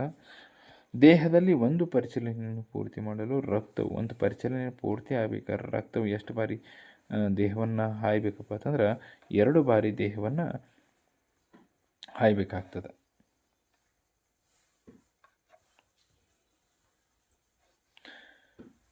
ದೇಹವು 2 ಬಾರಿ ಹೃದಯವನ್ನು ಹಾದು ಹೋಗಬೇಕಾಗ್ತದೆ. ಇಂತಹ ವಿದ್ಯಮಾನಕ್ಕೆ ಏನು ಕರೀತಾರೆ ಅಂದರೆ ಇಮ್ಮಡಿ ಪರಿಚಲನೆ ಅಂತೇಳಿ ಕರೀತಾರೆ. ಓಕೆ, ನೆಕ್ಸ್ಟ್ ಇಮ್ಮಡಿ ಪರಿಚಲನೆಯ ಅಗತ್ಯತೆ ಏನು? ಇದರಿಂದ ನಮಗೇನು ಉಪಯೋಗ ಐತಿ? ದೇಹದ ಎಲ್ಲ ಅಂಗಗಳಿಗೆ ಸಾಕಷ್ಟು ಆಕ್ಸಿಜನ್ ಯುಕ್ತ ರಕ್ತವು ಪೂರೈಕೆ ಆಗ್ತದೆ. ದೇಹದ ಎಲ್ಲ ಭಾಗಗಳಿಗೆ 2 ಸಲ ರಕ್ತ ಹಾದು ಹೋಗುವುದರಿಂದ ಆಕ್ಸಿಜನ್ ಯುಕ್ತ ರಕ್ತ ಪೂರೈಕೆ ಆಗ್ತದೆ. ಸ್ತನಿಗಳು ಹಾಗೂ ಪಕ್ಷಿಗಳಲ್ಲೇ ದೇಹದ ಉಷ್ಣತೆಯನ್ನು ಕಾಪಾಡುವ. ಸ್ತನಿಗಳಂದ್ರೆ ಹಾಲನ್ನು ಉಣಿಸುವಂತಹ ಪ್ರಾಣಿಗಳು. ಸ್ತನಿಗಳಲ್ಲಿ ಮತ್ತು ಪಕ್ಷಿಗಳ ದೇಹದ ಉಷ್ಣತೆಯನ್ನು ಕಾಪಾಡಿಕೊಳ್ಳಲು ಇದು ಸಹಾಯ ಮಾಡ್ತದೆ. ಉಷ್ಣ ಭಾಳಷ್ಟು ಬಿಡುಗಡೆ ಆಗ್ತದೆ. ಅಂದರೆ ಯಾಕಂದರೆ ನಮ್ಮಲ್ಲಿ ಜೀವಕ್ರಿಯೆಗಳು ಭಾಳಷ್ಟು ಕೆಲಸ ಮಾಡೋದರಿಂದ, ಜೀವಕ್ರಿಯೆಗಳು ನಡೀತಾವಲ್ಲ, ಆ ಕ್ರಿಯೆಗಳನ್ನು ನಿವಾರಣೆ ಮಾಡಬೇಕಾದ್ರೆ ಹೆಚ್ಚಿನ ಪ್ರಮಾಣದಲ್ಲಿ ಉಷ್ಣ ಬಿಡುಗಡೆ ಆಗ್ತದೆ. ಆ ಉಷ್ಣ ಬಿಡುಗಡೆ ಆಗಬೇಕಾದ್ರೆ ಹೆಚ್ಚಿನ ಪ್ರಮಾಣದ ಶಕ್ತಿಯ ಅವಶ್ಯಕತೆ ಅದು. ನೆಕ್ಸ್ಟ್, ಇಮ್ಮಡಿ ಪರಿಚಲನೆಯಿಂದಾಗಿ ಆಕ್ಸಿಜನ್ ರಹಿತ ರಕ್ತವನ್ನು ಶ್ವಾಸಕೋಶಗಳಿಗೆ ಸಂಪೂರ್ಣವಾಗಿ ಪೂರೈಸಿ ಶೀಘ್ರವಾಗಿ ಆಕ್ಸಿಜನ್ ಪೂರಿತಗೊಳಿಸಬಹುದು. ನೋಡಿರಿ, ಇಮ್ಮಡಿ ರಕ್ತ ಪರಿಚಲನೆ ಇರುವುದರಿಂದ ಆಕ್ಸಿಜನ್ ರಹಿತ ರಕ್ತವನ್ನು ಶ್ವಾಸಕೋಶಗಳಿಗೆ ಸಂಪೂರ್ಣವಾಗಿ ಪೂರೈಸಲಾಗ್ತದೆ ಮತ್ತು ಆಕ್ಸಿಜನ್ ಪೂರಿತಗೊಳಿಸ್ಬೋದು. ವಾಯುವಿಕ ಉಸಿರಾಟ ಮತ್ತು ಇದನ್ನು ವ್ಯತ್ಯಾಸನೂ ಕೇಳ್ತಾರೆ. ವಾಯುವಿಕ ಉಸಿರಾಟದ ಉತ್ಪನ್ನಗಳು. ಎಥೆನಾಲ್ ನೋಡಿರಿ, ಒಂದು ಟೇಬಲ್ ಅದ ನಿಮಗೆ, ಆ ಟೇಬಲನ್ನು ನೋಡ್ಕೊರಿ. ವಾಯುವಿಕ ಉಸಿರಾಟದ ಆಕ್ಸಿಜನ್ ಉಪಸ್ಥಿತಿ ಒಳಗಡೆ ಗ್ಲೂಕೋಸ್ ಇದ್ದಿದ್ದು ವಿಭಜನೆ ಹೊಂದಿ ಪೈರುವೇಟ್ ಆಗ್ತದೆ. ಪೈರುವೇಟ್ ಇದ್ದಿದ್ದು ಆಕ್ಸಿಜನ್ ಉಪಸ್ಥಿತಿ ಒಳಗಡೆ ಏನಾಗ್ತದಪ್ಪ ಅಂತಂದ್ರೆ ಎಥೆನಾಲ್ ಮತ್ತು ಆಕ್ಸಿಜನ್ ಅನುಪಸ್ಥಿತಿ ಒಳಗಡೆ ಎಥೆನಾಲ್ ಮತ್ತು ಕಾರ್ಬನ್ ಡೈಆಕ್ಸೈಡ್ ಬಿಡುಗಡೆ ಆಗ್ತದೆ. ಇದು ಎಲ್ಲಿ ಆಗ್ತದಪ್ಪ ಅಂತಂದ್ರೆ ಈಸ್ಟ್ನಲ್ಲಿ ಆಗ್ತದೆ. ಈಸ್ಟ್ ಈಸ್ಟ್ನಲ್ಲಿ ಆಗ್ತದೆ. ನೆಕ್ಸ್ಟ್, ಸ್ನಾಯುಕೋಶಗಳಲ್ಲಿ ಲ್ಯಾಕ್ಟಿಕ್ ಆಮ್ಲವು ಯಾವ ಸಂದರ್ಭದಲ್ಲಿ ದೊರೆಯುತ್ತದೆ? ಸ್ನಾಯುಕೋಶಗಳಲ್ಲಿ ಲ್ಯಾಕ್ಟಿಕ್ ಆಮ್ಲ ಯಾವ ಆಕ್ಸಿಜನ್ನ ಕೊರತೆ ಆಯ್ತು ಅಂತ ತಿಳ್ಕೊರಿ, ಲ್ಯಾಕ್ಟಿಕ್ ಆಮ್ಲ ಬಿಡುಗಡೆ ಆಗ್ತದೆ. ಲ್ಯಾಕ್ಟಿಕ್ ಆಮ್ಲ ಬಿಡುಗಡೆ ಆಗ್ತದೆ ಯಾವಾಗಪ್ಪ ಅಂತಂದ್ರೆ ಆಕ್ಸಿಜನ್ ಕೊರತೆ ಇದ್ದಾಗ. ವಾಯುವಿಕ ಉಸಿರಾಟ ಮತ್ತು ಅವಾಯುವಿಕ ಉಸಿರಾಟಗಳ ನಡುವಿನ ವ್ಯತ್ಯಾಸ ಕಂಪಲ್ಸರಿ ಕೇಳ್ತಾರೆ. ವಾತಾವರಣದ ಆಕ್ಸಿಜನ್ ಬಳಕೆಯಾಗುತ್ತದೆ. ಇಲ್ಲಿ ಅವಾಯುವಿಕ ಉಸಿರಾಟದೊಳಗಡೆ ವಾತಾವರಣದ ಆಕ್ಸಿಜನ್ ಬಳಕೆಯಾಗುವುದಿಲ್ಲ. ಕಾರ್ಬನ್ ಡೈಆಕ್ಸೈಡ್ ನೀರು ಉತ್ಪತ್ತಿ ಆಗ್ತದೆ. ನೋಡಿರಿ, ಆಕ್ಸಿಜನ್ ಉಪಸ್ಥಿತಿ ಒಳಗಡೆ ಕಾರ್ಬನ್ ಡೈಆಕ್ಸೈಡ್ ಮತ್ತು ನೀರು ಮೈಟೊಕಾಂಡ್ರಿಯಾದೊಳಗಡೆ ಉತ್ಪತ್ತಿ ಆಗ್ತದೆ. ಮತ್ತು ಇಲ್ಲಿ ಎಥೆನಾಲ್, ಆಕ್ಸಿಜನ್ ಇರಲಿಲ್ಲ ಅಂದ್ರೆ ಎಥೆನಾಲ್ ಮತ್ತು ಕಾರ್ಬನ್ ಡೈಆಕ್ಸೈಡ್ ಬಿಡುಗಡೆ ಆಗ್ತದೆ. ನೋಡಿರಿ, ಇದು ಮೈಟೊಕಾಂಡ್ರಿಯಾದಲ್ಲಿ ನಡೀತದೆ. ಇದನ್ನು ಏನಕ್ಕೆ ಹೇಳಿದ ಹಾಗೆ ಈಸ್ಟ್ನಲ್ಲಿ ನಡೀತದೆ ಅವಾಯುವಿಕ ಉಸಿರಾಟ. ಇಲ್ಲಿ ವಾಯುವಿಕ ಉಸಿರಾಟದೊಳಗಡೆ ಹೆಚ್ಚಿನ ಪ್ರಮಾಣದ ಶಕ್ತಿ ಬಿಡುಗಡೆ ಆಗ್ತದೆ. ಅವಾಯುವಿಕ ಉಸಿರಾಟ ಕ್ರಿಯೆ ಒಳಗಡೆ ಕಡಿಮೆ ಪ್ರಮಾಣದ ಶಕ್ತಿ ಬಿಡುಗಡೆ ಆಗ್ತದೆ. ಮತ್ತು ಇಲ್ಲಿ ಜೀವಿಗಳಲ್ಲಿ ಇದು ಹೆಚ್ಚಿನ ಉನ್ನತ ಜೀವಿಗಳಲ್ಲಿ ನಡೀತದೆ. ಇದು ಕೇವಲ ಈಸ್ಟ್ನಂತಹ ಕೆಳವರ್ಗದ ಜೀವಿಗಳಲ್ಲಿ ನಡೀತದೆ. ಇದು ಮೇಲ್ವರ್ಗದ ಜೀವಿಗಳಲ್ಲಿ ನಡೀತದೆ, ಕೆಳವರ್ಗದ ಜೀವಿಗಳಲ್ಲಿ ನಡೀತದೆ. ಇನ್ನು ಲವಣಗಳು ಮತ್ತು ಅವುಗಳ ಸೂತ್ರ, ರಾಸಾಯನಿಕ ಹೆಸರುಗಳು, ಅಣುಸೂತ್ರ ಬರೆಯಿರಿ ಅಂತ ಹೇಳ್ತಾರೆ. ಸಾಮಾನ್ಯ ಹೆಸರು, ರಾಸಾಯನಿಕ ಹೆಸರು, ಅಣುಸೂತ್ರ. ಚಲುವೆ ಪುಡಿಯನ್ನು ಏನಂತ ಕರಿತಾರೆ ಅಂದರೆ ಇಂಗ್ಲೀಷ್ನಾಗ ಬ್ಲೀಚಿಂಗ್ ಪೌಡ್ರ್ ಅಂತ ಕರಿತಾರೆ. ಇಲ್ಲ ಅಂತಂದ್ರೆ ಕ್ಯಾಲ್ಸಿಯಂ ಆಕ್ಸಿಕ್ಲೋರೈಡ್ ಅಂತ ಕರಿತಾರೆ. ಅಣುಸೂತ್ರ ಕ್ಯಾಲ್ಸಿಯಂ ಆಕ್ಸಿಕ್ಲೋರೈಡ್. ಅಡುಗೆ ಸೋಡಾ, ಸೋಡಿಯಂ ಹೈಡ್ರೋಜನ್ ಕಾರ್ಬೋನೇಟ್ ಅಥವಾ sodium bicarbonate. Washing soda, sodium carbonate washing soda, sodium carbonate decahydrate, ಯಾಕಂದ್ರೆ 10H2O ಅಣುವಿನಷ್ಟು ನೀರುಗಳು ಇರ್ತವೆ. Gypsum calcium sulphate dihydrate means 2 ನೀರಿನ ಅಣುಗಳು ಇರ್ತಾವೆ. ಇಲ್ಲಿ ಇರ್ತಾವೆ. ಪ್ಲಾಸ್ಟರ್ ಆಫ್ ಪ್ಯಾರಿಸ್, POP ಅಂತ ಬರ್ತದೆ. ಪ್ಲಾಸ್ಟರ್ ಆಫ್ ಪ್ಯಾರಿಸ್, ಅದರ ಅಣುಸೂತ್ರ ಕ್ಯಾಲ್ಸಿಯಂ ಸಲ್ಫೇಟ್ ಹೆಮಿಹೈಡ್ರೇಟ್, ಅಂದ್ರೆ ಅರ್ಧ ನೀರಿನ ಭಾಗ ಮಾತ್ರ ಉಳಿದಿರ್ತದೆ. ನೆಕ್ಸ್ಟ್, ಅರಳಿದ ಸುಣ್ಣ ಕ್ಯಾಲ್ಸಿಯಂ ಹೈಡ್ರಾಕ್ಸೈಡ್, ಅದರ ರಾಸಾಯನಿಕ ಹೆಸರು, ಸೂತ್ರ CaOH ಟ್ವೈಸ್. ಒಂದು ಸರ್ತಿ ನೋಡ್ಕೊಂಡ್ಬಿಟ್ರಿ ಎಲ್ಲರೂ. ಲವಣಗಳ ತಯಾರಿಕೆ ಹೆಂಗೆ ತಯಾರು ಮಾಡ್ತಾರೆ ಲವಣಗಳನ್ನು? ಫಸ್ಟ್ನೇದಾಗಿ ಅವುಗಳ ವಿವರಣೆಯನ್ನು ಬರಿಬೇಕಾಗ್ತದೆ. ಚಲುವೆ ಪುಡಿಯನ್ನು ನೋಡ್ರಿ. ಚಲುವೆ ಪುಡಿಯನ್ನು ಶುಷ್ಕ ಅರಳಿದ ಸುಣ್ಣದೊಂದಿಗೆ ಕ್ಲೋರಿನನ್ನು ಹಾಕ್ತಾರೆ. ಇದಕ್ಕಿಂತ ಹಿಂದಿನ ಬಾಜು ಸೋಡಿಯಂ ಹೈಡ್ರಾಕ್ಸೈಡ್ ಉತ್ಪತ್ತಿ ಆಗ್ಬೇಕಾದ್ರೆ ಅಲ್ಲಿ ಕ್ಲೋರಿನ್ ಉತ್ಪತ್ತಿ ಆಗ್ತದೆ. ಆ ಕ್ಲೋರಿನನ್ನು ನಾವು ಏನು ಮಾಡ್ಬೇಕಂದ್ರೆ ಕ್ಯಾಲ್ಸಿಯಂ ಹೈಡ್ರಾಕ್ಸೈಡ್ನೊಂದಿಗೆ ಸೇರಿಸಿದಾಗ ಏನಾಗ್ತದಪ್ಪ ಅಂತಂದ್ರೆ ಕ್ಯಾಲ್ಸಿಯಂ ಆಕ್ಸಿಕ್ಲೋರೈಡ್ ಬಿಡುಗಡೆ ಆಗ್ತದೆ. ಏನಪ್ಪ ಅಂತಂದ್ರೆ ಚಲುವೆ ಪುಡಿ. ಇನ್ನು ಅಡುಗೆ ಸೋಡಾ ಅಥವಾ ಬೇಕಿಂಗ್ ಸೋಡಾ ಅಂತ ಬರ್ತದೆ. ಸೋಡಿಯಂ ಕ್ಲೋರೈಡನ್ನು ಪರ್ಯಾಪ್ತ ದ್ರಾವಣದ ಮೂಲಕ ಕಾರ್ಬನ್ ಡೈಆಕ್ಸೈಡ್ ಮತ್ತು ಅಮೋನಿಯಾ ಅನಿಲಗಳನ್ನು ನೋಡ್ರಿ, ಸೋಡಿಯಂ ಕ್ಲೋರೈಡ್, ನೀರು ಮತ್ತು ಕಾರ್ಬನ್ ಡೈಆಕ್ಸೈಡ್, ಅಮೋನಿಯಾ ಅನಿಲಗಳನ್ನು ಹಾಯಿಸಿದಾಗ ಏನು ಬಿಡುಗಡೆ ಆಗ್ತದಪ್ಪ ಅಂತಂದ್ರೆ ಇಲ್ಲಿ ಸೋಡಿಯಂ ಬೈಕಾರ್ಬೋನೇಟ್ ಅಂದರೆ ಅಡುಗೆ ಸೋಡಾ ಬಿಡುಗಡೆ ಆಗ್ತದೆ. ಅದರ ಜೊತೆಗೆ ಅಮೋನಿಯಂ ಕ್ಲೋರೈಡ್ ಉತ್ಪತ್ತಿ ಆಗ್ತದೆ. ವಾಷಿಂಗ್ ಸೋಡಾ, ಸೋಡಿಯಂ ಕಾರ್ಬೋನೇಟನ ಪುನರ್ಸ್ಫಟಿಕೀಕರಣದಿಂದ ವಾಷಿಂಗ್ ಸೋಡಾ ಉತ್ಪತ್ತಿಯಾಗುತ್ತದೆ. ನೋಡ್ರಿ, ಸೋಡಿಯಂ ಕಾರ್ಬೋನೇಟ್ಗೆ ಒಂದು 10 ಅಣುಗಳಷ್ಟು ನೀರನ್ನು ಹಾಕಿದಾಗ ವಾಷಿಂಗ್ ಸೋಡಾ ಉತ್ಪತ್ತಿ ಆಗ್ತದೆ. ಸ್ಫಟಿಕೀಕರಣ ಮಾಡಿದಾಗ ವಾಷಿಂಗ್ ಸೋಡಾ ಉತ್ಪತ್ತಿ ಆಗ್ತದೆ. ಪ್ಲಾಸ್ಟರ್ ಆಫ್ ಪ್ಯಾರಿಸ್, POP ಹೆಂಗೆ ಉತ್ಪತ್ತಿ ಆಗ್ತದೆ? ಜಿಪ್ಸಮ್ ಪೌಡ್ರನ್ನು 370 ಕೆಲ್ವಿನ್ ತಾಪದೊಳಗಡೆ ಕಾಯಿಸಿದಾಗ ಅದರೊಳಗಡೆ ಇರುವಂತಹ ನೀರಿನ ಅಣುಗಳನ್ನು ಕಳ್ಕೊಂಡ್ಬಿಡ್ತದೆ. ಸರಿ, ಇಲ್ಲಿ ಬರಿತೇನೆ ನೋಡ್ರಿ.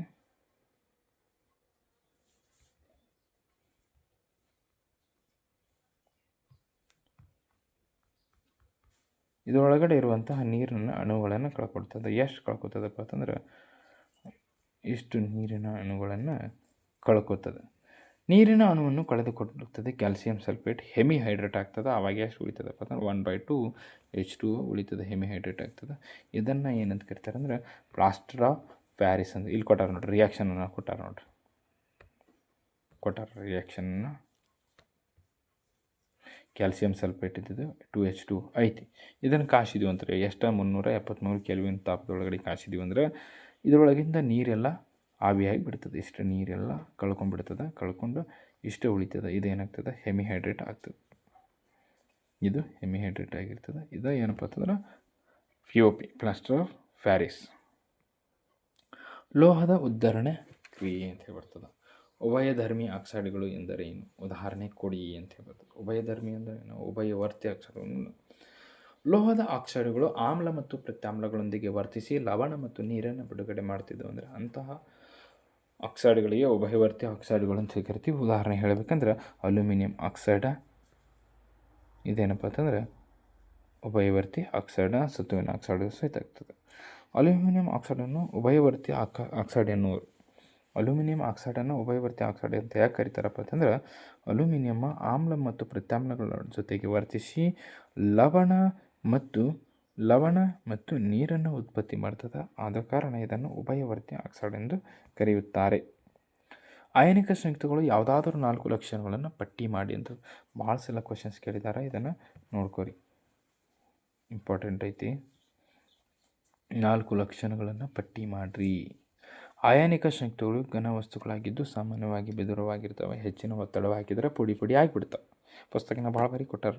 ಇವು ಹೆಚ್ಚಿನ ಕರಗುವ ಬಿಂದು ಮತ್ತು ಕುದಿ ಬಿಂದುಗಳನ್ನು ಹೊಂದಿವೆ. ಇದು ಸಾಮಾನ್ಯವಾಗಿ ನೀರಿನಲ್ಲಿ ವಿಲೀನವಾಗುತ್ತವೆ. ಅದರ ಸಾವಯವ ದಾಹಕಗಳಲ್ಲಿ ವಿಲೀನವಾಗಲ್ಲ. ಅಂದರೆ ಸೀಮೆ ಎಣ್ಣೆ, ಪೆಟ್ರೋಲ್, ಡೀಸೆಲ್ನಲ್ಲಿ ವಿಲೀನವಾಗಂಗಿಲ್ಲ. ಇವು ದ್ರವಿಸಿದ ಹಾಗೂ ದ್ರಾವಣದ ಸ್ಥಿತಿಯಲ್ಲಿ ಉತ್ತಮ ವಿದ್ಯುತ್ ವಾಹಕಗಳು. ಆದರೆ ಘನ ಸ್ಥಿತಿಯಲ್ಲಿ ವಿದ್ಯುತ್ತಿನ ಅವಾಹಕಗಳು ಆಗಿರ್ತವೆ.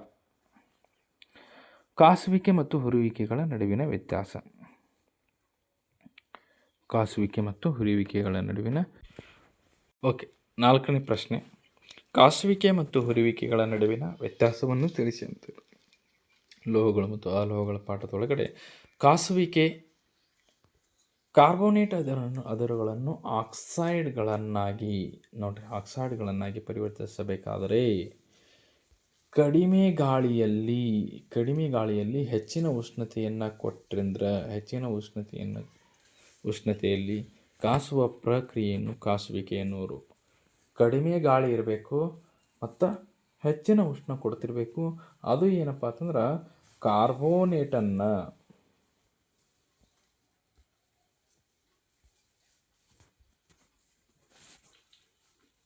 ಕಾರ್ಬೋನೇಟ್ ಅದರನ್ನು ಆಕ್ಸೈಡ್ಗಳನ್ನಾಗಿ ಪರಿವರ್ತಿಸುವುದು. ಕಾರ್ಬೋನೇಟ್ ಅದರನ್ನು ಆಕ್ಸೈಡ್ಗಳನ್ನಾಗಿ ಪರಿವರ್ತಿಸಬೇಕು. ಇದು ಕಾಸುವಿಕೆ. ನೆಕ್ಸ್ಟ್ ಹುರಿಯುವಿಕೆ ಅಂತ ಬರ್ತದೆ. ಸಲ್ಫೈಡ್ ಅದರನ್ನು ಆಕ್ಸೈಡ್ ಆಗಿ ಪರಿವರ್ತಿಸಲು ಅಧಿಕ ಪ್ರಮಾಣದ ಗಾಳಿಯಲ್ಲಿ ಸಲ್ಫೈಡ್ ಅದರನ್ನು ಆಕ್ಸೈಡ್ ಆಗಿ ಇಲ್ಲಿ ಕಾರ್ಬೋನೇಟ್ ಅದರನ್ನು ಆಕ್ಸೈಡ್ ಆಗಿ ಪರಿವರ್ತನೆ ಮಾಡಬೇಕು. ಇಲ್ಲಿ ಸಲ್ಫೈಡ್ ಅದರನ್ನು ಆಕ್ಸೈಡ್ ಆಗಿ ಪರಿವರ್ತಿಸಲು ಅಧಿಕ ಪ್ರಮಾಣದ ಗಾಳಿಯಲ್ಲಿ ಅಧಿಕ ಪ್ರಮಾಣ ಗಾಳಿ ಎಷ್ಟಿರಬೇಕು ಅಧಿಕ ಪ್ರಮಾಣದಲ್ಲಿ ಹೆಚ್ಚಿನ ಉಷ್ಣತೆಯಲ್ಲಿ ಕಾಸುವ ಪ್ರಕ್ರಿಯೆಯನ್ನು ಹುರಿಯುವಿಕೆ ಅಂತೇಳಿ ಕರೀತಾರೆ.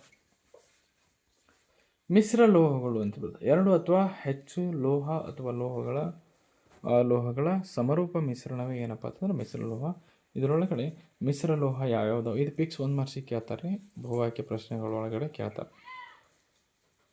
ಪ್ರಶ್ನೆಗಳೊಳಗಡೆ ಈ ಲೋಹಗಳನ್ನು ಕೇಳ್ತಾರೆ. ನೋಡ್ಕೊರಿ. ಕಲೆರಹಿತ ಉಕ್ಕು. ಮಿಶ್ರಲೋಹಗಳ ಘಟಕಗಳು ಯಾವಪ್ಪ? ಕಬ್ಬಿಣ, ನಿಕ್ಕೆಲ, ಕ್ರೋಮಿಯಂ. ಕಲೆರಹಿತ ಉಕ್ಕನ್ನು ತಯಾರು ಹಿತ್ತಾಳೆಯನ್ನು ತಯಾರು ಮಾಡಬೇಕಾದ್ರೆ ತಾಮ್ರ ಮತ್ತು ಸತುವಿನ ಮಿಶ್ರಣ ಆಗಿರ್ತದೆ ಈ ಘಟಕಗಳು. ಆಮೇಲೆ ಕಂಚನ್ನು ತಯಾರು ಮಾಡಬೇಕಾದ್ರೆ ತಾಮ್ರ ಮತ್ತು ತವರ ಇರ್ತದೆ. ಬೆಸುಗೆ ಲೋಹ ತಯಾರಾಗಬೇಕಾದ್ರೆ ಅಲ್ಲಿ ಸೀಸ ಮತ್ತು ತವರ ಇರ್ತದೆ. ಇಷ್ಟೇನಪ್ಪ ಅಂತಂದ್ರೆ ಮುಖ್ಯವಾದಂಥ ಪ್ರಶ್ನೆಗಳು. ಇನ್ನೂ ಸಾಕಷ್ಟು ಮುಖ್ಯವಾದಂಥ ಪ್ರಶ್ನೆಗಳು ಅದಾವ. ಇವತ್ತು ಎಷ್ಟು ಸಾಕು. Thank you.